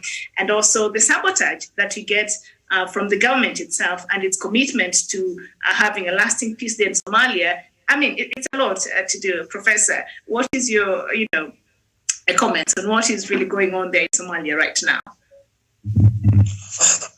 Thank you, Miriam, for this kind of conversation. We have discussed this thing before, and I want to thank God for the spirit of intuition and discernment in me. I did say that, Miriam, that it is a matter of time that the Al-Shabaab are going to take over Somalia. The Islamic, it's just a matter of time. If you watch how much trillions of dollars which have been used by the Americans to remove the Taliban, merely to restore them with the Taliban. So from where I sit, and that's why I want to quote the words of the former Vice President for the Republic of Kenya, Dr. Stephen Kalonzo Musyoka. He told the Somali people at one time that the war will get started. And in fact, we are fatigued. And what is needed, Miriam, is for us to get an exit strategy. I'm not happy that the Kenyan Defense Forces who went to pacify that Dr. Miriam, and they went up to involve themselves in the charcoal business and what they have been accused of. So what we need to do, we should be thinking on how do we secure our porous borders. So the time has come for us to exit out of somewhere, and we allow those people to sort. Miriam, there's something a neighbor can do. For 30 years, that you cannot sit down and organize yourself. The Americans came and they took over very fast. I know we have suffered, and the recommendation I'm giving Dr. Miriam is, can't we engage their people? Can't we engage them? They have their leaders. Miriam, even the Chokoras, name them, even small boys, even small children, everybody else, they have got their leaders. And they put them as leaders. So to me, what I say, I have said this one before, and the people think that I'm crazy. I'm saying time has come for us to engage the Al-Shabaab, have a conversation and find out what is their thinking. Because what you need to do, you have a president who is an Al-Shabaab in power, and he takes people round and round, but you don't want to be very open and engage them. So it is just a matter of time, and I'm telling you, sure, it's not going to take time. You will see that the Al-Shabaab taking over Mogadishu, taking over Somalia. Miriam, I cannot understand that we can have peace in Somaliland where we have the same people, the same clan, the same region, Dr. Miriam, and you can even leave your precious minerals, gold, diamond, and even dollars, and nobody stays. And then when you come to Somalia, Mogadishu, that we can have chaos. So time has come for us to leave the people of Somalia to sort themselves out, because something must have a limit. 30 years is wrong. A child who was born in 1991 has gone to school, has finished, has married, he has got children, and we keep on talking about Somalia. Let us engage them. Let us engage them. Honestly, I'm being very sincere. To engage them. With thinking. I submit, Miriam. Prof, if we choose to engage Al-Shabaab, because we don't know what they're after, they're in Somalia, and it's more based on an ideological warfare that they're doing out there in Somalia. So if the Somalis themselves or the international community decide to engage with Al-Shabaab, what is likely to be the outcome of this engagement? What are we looking at? We have used a hard approach to handle this, to tackle this. I like that question. It's working. Let me just say this, Dr. Masanga. We had approach for the last 30 years and it is not working. I am recommending for a soft approach. And that's what Dr. Masanga is trying to say. We increase our troops and we win this war once and for all. Okay. But what I want to tell you, Miriam, Professor. At the conflict in Somalia. Professor, your proposal of engagement of Al-Shabaab is extreme, because it is like you are saying, you hear the neighbors quarreling where the legitimate wife is quarreling with the husband that why is the maid taking over his matrimonial bed, and then you as a neighbor, you suggest that let them talk so that the husband takes the maid as a second wife. I mean, Prof.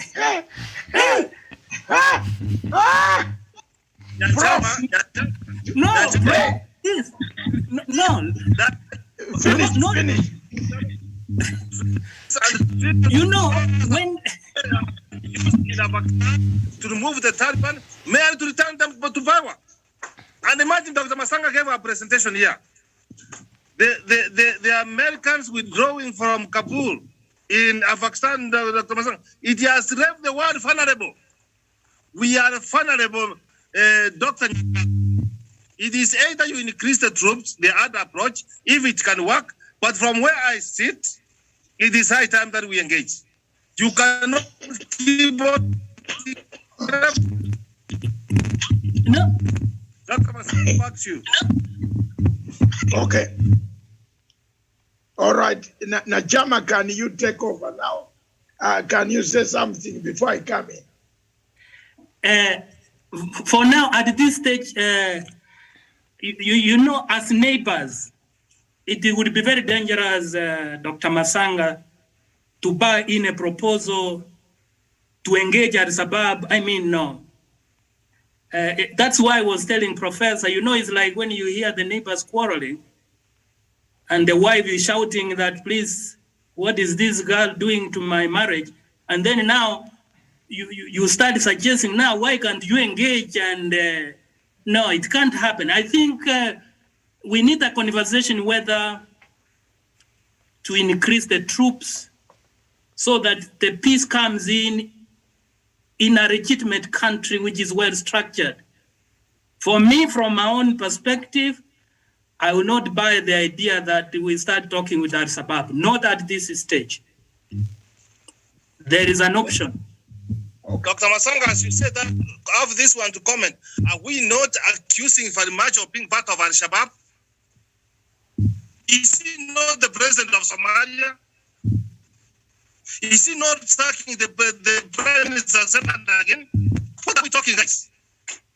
We are accusing that he's part of Al-Shabaab. And Al-Shabaab are in power. Why don't you catch him? That is why then it needs to be established beyond reasonable doubt. Even the one who is in charge of intelligence in Somalia is part of Al-Shabaab. Yes. We have to change the strategy. Can you guide us and I come in? Dr. Nyachama and Professor Nyari, Miriam, and my dear brother Daniel Wesong in the studio. It is becoming hot.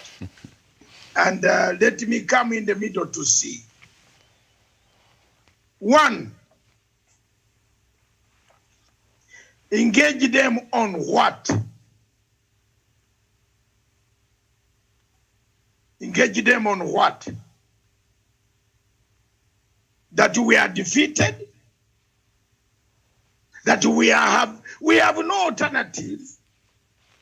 You have maimed us, you have killed us, you have raped us, you have abducted our Cuban doctors. So please, we engage, let's come. First, there are no terms of engagement. Professor, I'm teaching you on this one now. Nobody has set the terms of engagement. The Taliban and the Americans had the terms of engagement.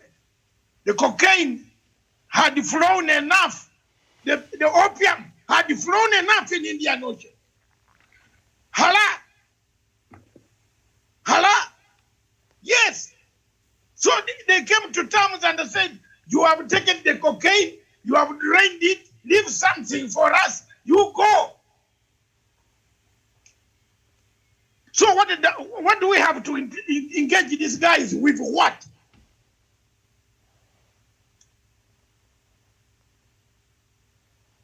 On that point, Nyachama scores. Round one. Round number two, let me. It is not yet finished, Professor Onyari. I'm coming. You will also score some marks.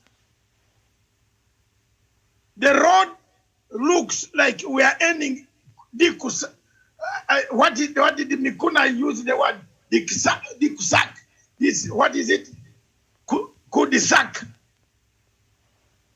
It's a coup-de-sac. We are hating the war.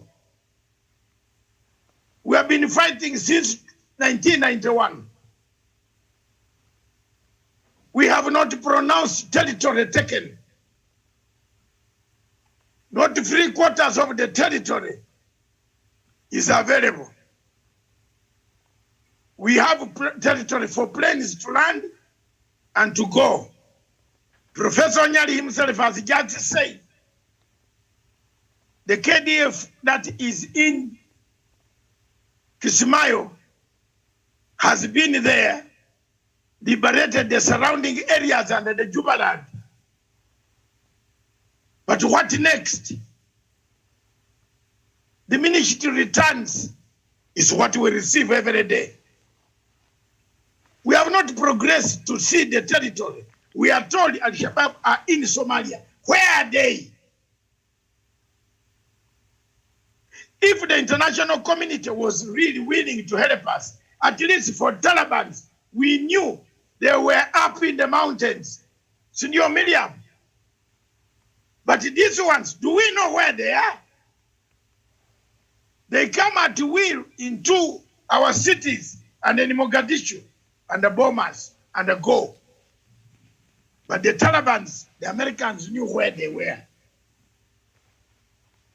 That's why they build cities like Kandahar. Kandahar is a base. Kandahar. Forget about Kabul. Kandahar. The city, the well-fortified city. What do you think comes out of Kandahar every night with those planes, big planes landing and going? What were they doing all these years? Why, Miriam, a few weeks ago on this show we are saying there are too many planes hovering over East Africa. What did they want to land? What did they want to deliver? Did you read that article with Songa? Can you tell Stephen to bring that article out? It was on Capital FM. I brought it out. I told you there are planes hovering over the skies to deliver cargo. To deliver cargo.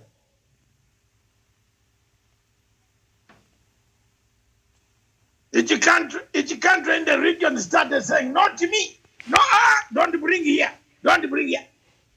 Because they had a timetable. They had what to discuss on the media. We don't have anything to discuss. There's no timetable. I agree with Nyachama that there's no timetable to discuss what? Exit. Let me come to exit. Exit is always discussed when there is a timetable, when there is a format, when there is timeline. You don't have any timeline. So, okay, now, Nyachama, Professor Onyari, my brother, you have instrumentally said, time has come for us to negotiate. The word that has hurt Professor Dr. Nyachama, the word you said hurt him so much that time has come for us to negotiate, to engage. You engage when you have filled the stomach of the man you are engaging with. Isn't it, Nyachama? Have you filled the stomach of Al-Shabaab? I'm supporting you. Onyali, I'm asking you. The Al-Shabaab are still hungry. The stomach is not yet full. You want to engage them? We are in chaos. You will bring us more chaos. Let them come out. Tell us that now we have also reached the dead end. But so far, they have not reached the dead end. They have new uniforms. They had new, that look like a Saudi Arabia uniform across the Red Sea. Now I come to the real point. Do you increase troops in Somalia, the boots? Yes or no?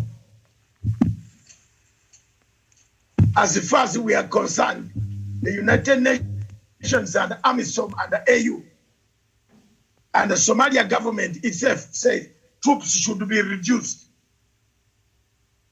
So if you are reducing troops, when you don't even know where the enemy is, how do you get peace?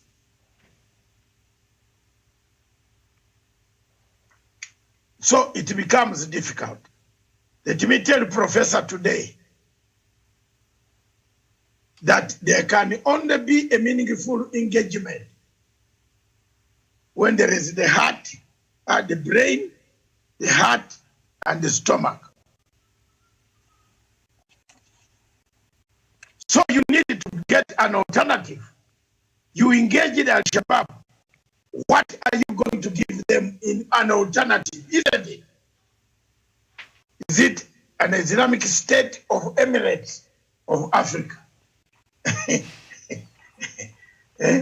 Maybe Professor wants that name to come closer to him. Emirates of Africa. Nyachama will kill you on that. Do you want an Islamic State of Emirates of Somalia? So, first of all, let's look for what we can do for Al-Shabaab. Medium, either we get them fishing boats. They can use them to fish and sell the fish to Philippines troughs that run around the Indian Ocean looking for our fish. Have you found occupation for them? Part of the problem why the South Sudan peace process medium is collapsing is people don't know what to do. The soldiers that were put in containment area are used to killing. They are not killing now. You must give them alternative methods. Are you with me, Onyari? You must give them something alternative. These guys are used to killing. The process of doing that, Dr. Masanga, is that not an engagement? No, engagement. No, I've asked you first. Engagement with agenda. Where is it? You produce an agenda. What has annoyed Nyachama? If you imagine the fishing boat that they need, it may backfire. Involve them. Talk to them. Now, you must write an agenda, and they must agree to the agenda. Have they told you they will agree to the agenda? That's why Onyali, the Jama is telling you, you cannot just start engaging and then allow one wife to be taken by the other. No. We either get a determination, either we increase troops, we go for these guys, isolate the area, and finish it. Sindio? That one I agree with you, and even I reckon of Nyanchama. But what happens if the husband of the house have had some children with the maid? Hey. Oh my God. Thank you very much. Let's move on. Dr. Najama, you have had it. We'll spare this for tomorrow. Miriam, the last topic is Nigeria, and let's do it for our Nigerian Biafran brothers. And so that they know we are part of the parcel, and we shall always be part of the parcel. Our last chapter today, we shall escape the Guinea coup, Childish coup, because it looks that the people who took power in Guinea are soon going to be thrown out also and disciplined. They don't look serious at all. Nigeria needs a political solution, a political process. You cannot solve the problem of Nigeria by military, by kidnap, by rendition, by anything that you want to do. Nigeria needs a political solution as we stand now. We need to have people thinking of what solution shall we live for the country called Nigeria, which is sinking ship with abductions, kidnaps, killings, rendition, all types of manner of things taking place in that country. Therefore, I suggest, without going into too much details, that the ECOWAS and African Union initiate a political process that can bring together the principles and have out an agenda which Onyali does not have. Because when you say an agenda with Al-Shabaab, you must have an agenda. What will you tell them? That you release some of the younger girls who are already impregnated. Yeah, what do you do? Yeah, Onyali, you are laughing. This is a serious matter. Their girls are impregnated. You have just said, what about the house? A man has got a child with the house girl. So what do you do with this house girl? Do you go with him or with her or with the children? Where do you take the children? I was first with the same problem, Miriam. The ice in the Lord Resistance Army, Konyi come. Konyi asked us a question. Now that it is our wives, you are saying of this engagement and disarmament, do we also disarm the women? We leave you to go with our women. It was a hot night for me. You know, have you heard me properly? Hot night, I did not sleep. My eyes were open for the whole 12 hours. What am I going to present tomorrow? The man asked me, some of these girls came, when they arrived here, they grew, they are willingly our wives. Now you are talking of Matanga, you are talking of disarmament, engagement, containment area. Are we also, who is going to look after these women of ours? Hey, it became a very terrible question, the whole 1 week of resolving. UNICEF, UN, UNICEF Muzungu, who came with me, was all the time going to the toilet. All of us, we are now left the main group and we are inside the camp of LR. If you are going to tell them, you are telling them to take you want to take the women and the children. Which children do you want to take? Who is going to look after them? I had a nightmare. But God, about 5 a.m., I looked up and I saw the sky was very bright in Karamba Park. That morning, 5 a.m., Ray gave me an answer.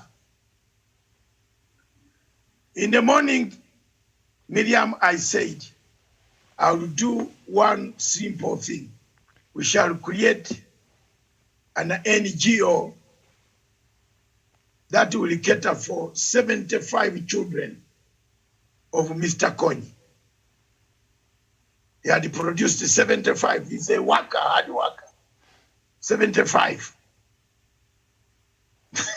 That is 2007. There were 75.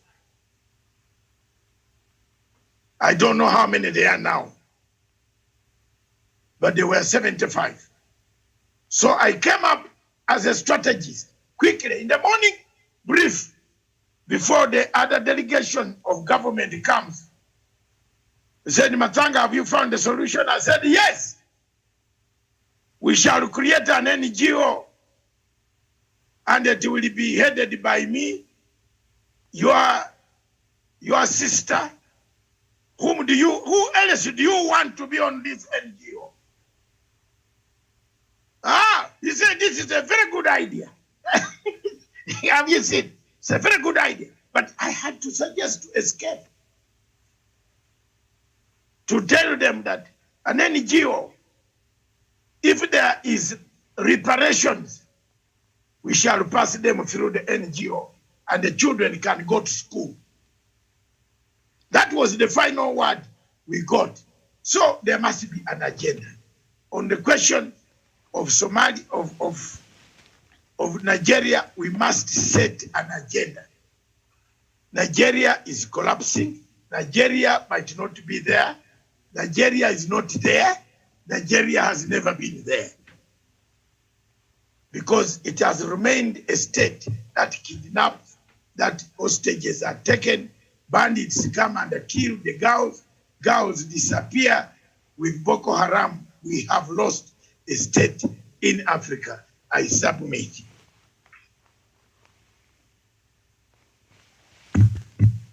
All right. Thank you, Professor. Miriam, thank you for that, and you can bear witness with me because I know you listen very keenly that we are speaking the same language, but using different words. We are saying that when you engage, when you talk to somebody, you come to understand. Because if you are very far away, you may not hear him asking what will happen to our children. And what I want to say, what's happening in Nigeria, you know, Nigeria, and let me just have this say, if they don't engage, if they don't have an honest discussion, Buhari will never have solutions in Nigeria when we are having the Saharan region, the northern part of Nigeria, being taken by Boko Haram. And it is the same issue we are talking about. So the sooner Buhari goes home, I don't know what they are going to do. Miriam, yes. My senior, my academic senior is I don't want to call it a boss. What precedes the other? I'm asking on behalf of Dr. Nachama. Is it agenda? No. Is it agenda or engagement? First, what I'm getting from you, Dr. Masanga, we are speaking the same language. No, but you must have an agenda before you engage. Isn't it, Miriam? How do you go to engage when you don't have an agenda? Dr. Masanga, with due respect, I'm saying it is a high time that we engage these people. And if we are going to engage these people, we must set an agenda. But then you should have said you set an agenda first. You can't just engage with El Shabaab without an agenda. Dr. Masanga, thank God that I've said that you engage them. Is there anybody who has said that? Why don't you come out with the agenda? I've said let us talk with El Shabaab. So put the agenda on the table. You are that is what I was trying to bring you to say, that get the agenda out. We don't have an agenda, Miriam. Hakuna Thank you, Dr. Masanga, for agreeing with me that Not we need agreeing with you for you agreed that thank you today for educating you. I and Nachama, we have educated you on this. We need an agenda. Fine, I agree. Education is very okay. You have educated me, but I've said let us engage them. Next time when we meet, I'll give you an agenda. Oh. But what I'm talking about, let us be civil to each other as we are engaging them. And I'm saying in Buhari, Dr. Masanga, in the modern world, to be very honest. Can you engage Buhari at the moment? He's a human, Dr. Masanga. No, yes or no? Can you engage Buhari? Can you engage Buhari? Yes or no? What should engage? You can sleep today, tomorrow. Dr. Masanga, do you know that the leaders of a country, God speaks to them? Who? God speaks to the leaders of the country, the presidents of the country, leaders, the leaders of organization of any institution. Who tells you that God cannot speak to God? He will tell him, let my people go. So what we are trying to do, Dr. Masanga, I'm saying that to me from where I sit and that's, I am a road voice, but what I'm trying to say that I had approach. Sometimes it helps, sometimes it doesn't help. It is high time that we need to have an engagement and honest conversation and discussions within a group if they agree to an agenda that we may put forward. I submit, Miriam. I think we have a problem here. And the problem is the word engagement. You need to engage when you have an agenda, Professor. We don't have an agenda with Al-Shabaab today. What is the agenda? What are common grounds? What do we engage them on? I think that's what Dr. Nachama and Miriam, and I think Miriam, that's how we communicate and understand. For example, if we go to engage Buhari, so many people have tried to engage Buhari. Engage Buhari on what? They have asked him for a referendum. He has refused. So he has now gone to kill their people. He kidnaps them. He kills them. Boko Haram killing them. What do you do with Buhari? What new will Buhari bring to the table that will make Nigeria a stable country? Is it a political process or rendition or court process, judicial process, or what can bring Buhari to the table? What does Buhari bring on the table today? He's useless. He's bankrupt. You say leaders are talked to by God. Which God is this that tells you all the time to buy daggers for Fulani herdsmen? Have you ever heard of God who tells you to buy guns to go and kill people? No, have you? That is a different God that I serve. I don't think God tells you to go and buy daggers to supply them to one tribe to go and kill the other. Isaiah chapter 1 verse 18, God tells us, let us come and we listen together. If our God can ask us, we come together and listen. Do you mean we cannot listen to our human beings? You have one supporter on Mr. Vitoro all the time supporting everything. If you don't you have know, not set an agenda. Dr. Nachama coming here. He has not set an agenda. You haven't told us an agenda. What do we discuss with them? Approach in handling someone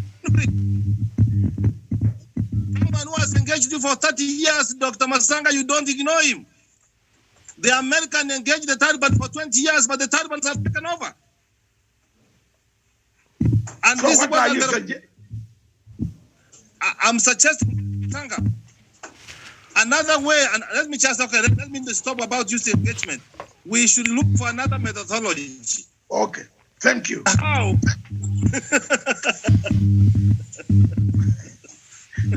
The word, you have withdrawn the word engagement. I'm happy. Because engagement, you must have an agenda, Dr. Nachama. You engage with an agenda. You can't go to Al-Shabaab leaders in Doha Are we going to engage to share leadership in Mogadishu? That must be an agenda set. Are we engaging for them to come out and be in those Fira Somalia? What is it that we want to engage them on? That is my beef. That if we don't have an agenda, we rather go with troops on the ground, more troops, and we wipe out. Do you even know where they are? No, you should. You know where. Since you want to engage them, you know where they are. Farmacho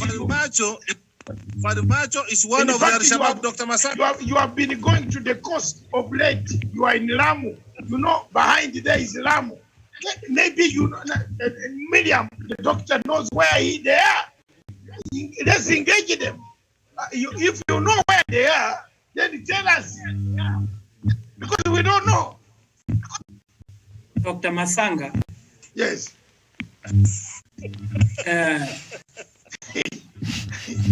Because Onyali is near the border. He's near the water all the time. These days he has shifted his headquarters around. Yeah, he's enjoying himself at the breeze. Dr. Masanga, the challenge of Al-Shabaab is that they are faceless. They are faceless. Exactly. Among us. Yes. Even if you were to engage them, then you don't know who is even on the table. They have no face. They have never shown us one leader. Taliban had a face.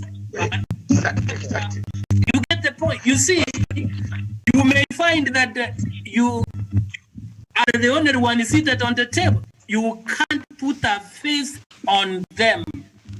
That's the problem. So we need to find new strategies of solving the problem of Somalia. But for engagement, Prof, no.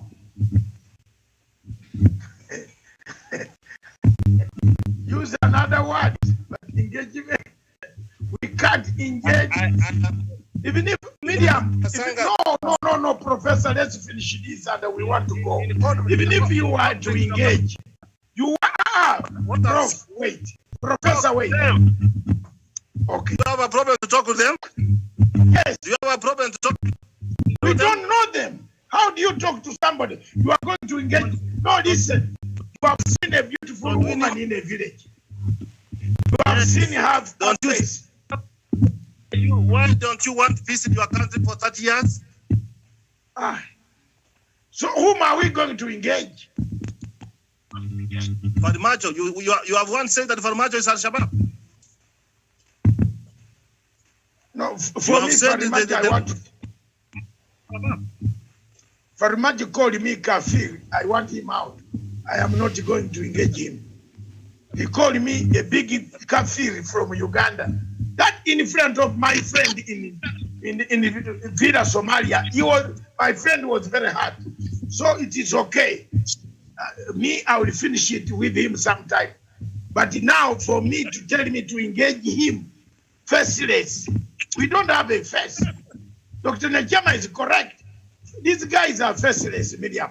We don't know who is the leader. Taliban had the leaders. We knew who the leader of Taliban are. They speak English, Arabic, we know. They all came to Doha. Now you tell me who are the leaders to be engaged. Name one, and we start now.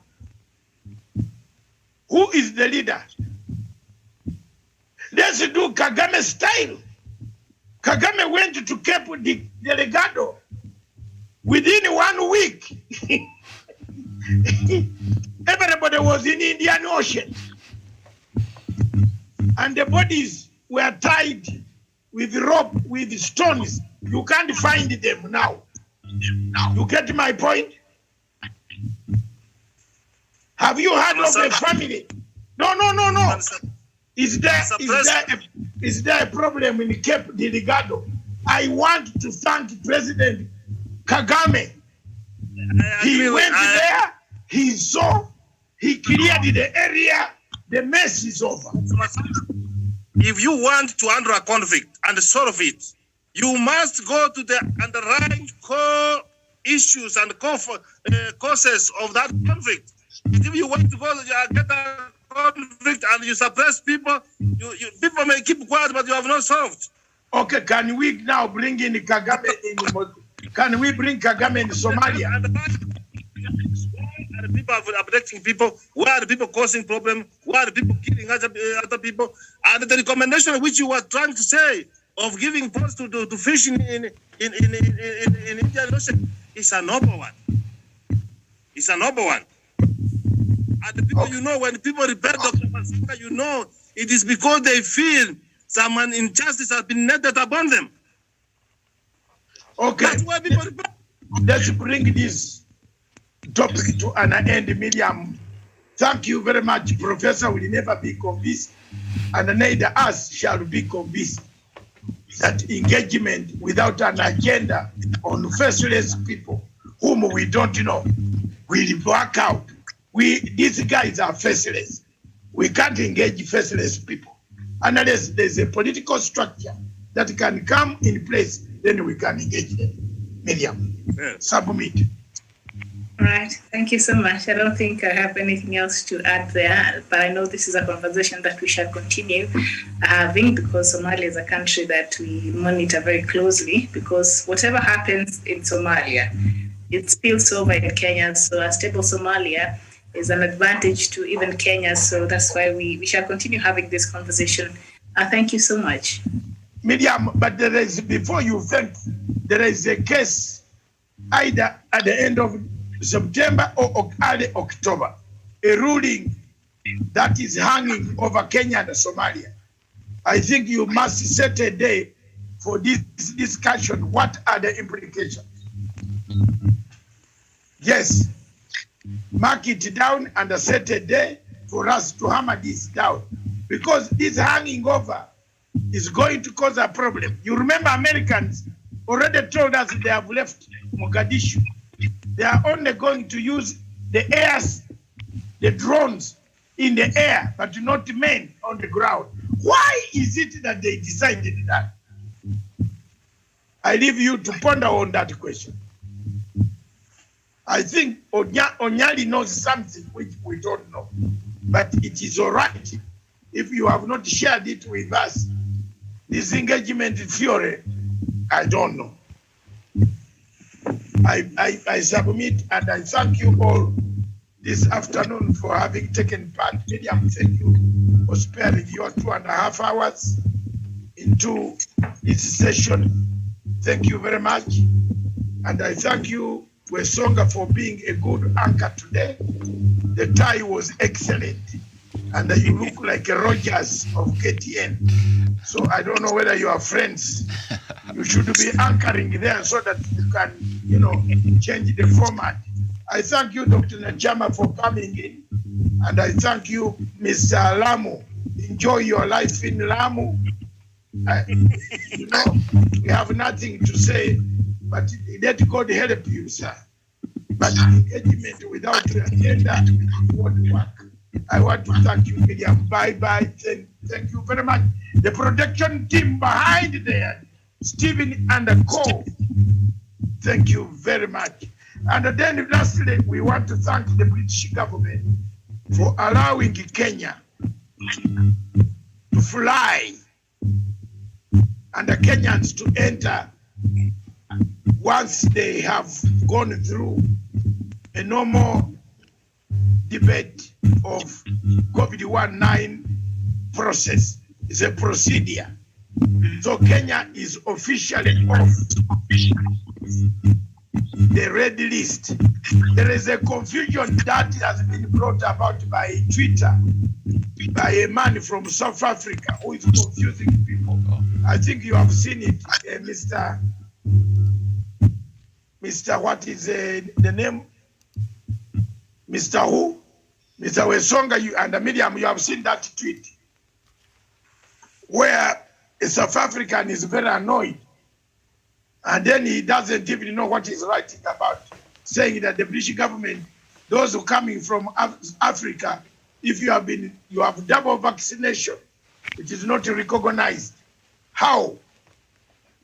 Yet they are sending the same medicine to Africa to vaccinate the people. So if people are vaccinated, the same medicine you gave, you don't recognize it?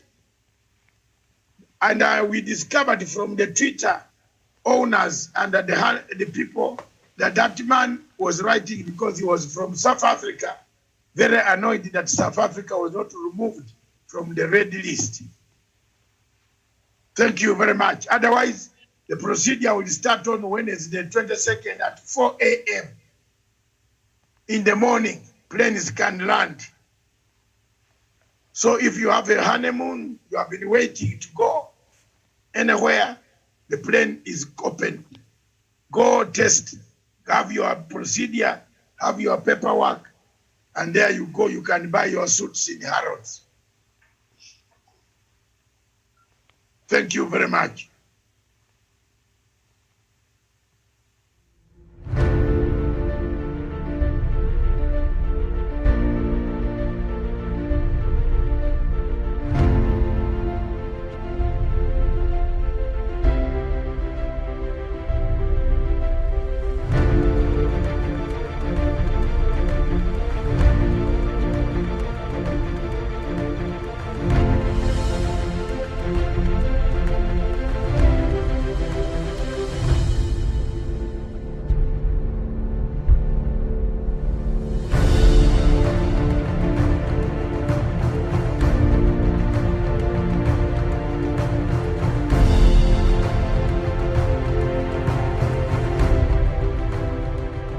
Peace must be our goal and our guide. And all that we strive for as a human family, dignity and hope, progress and prosperity, depends on peace. But peace depends on us.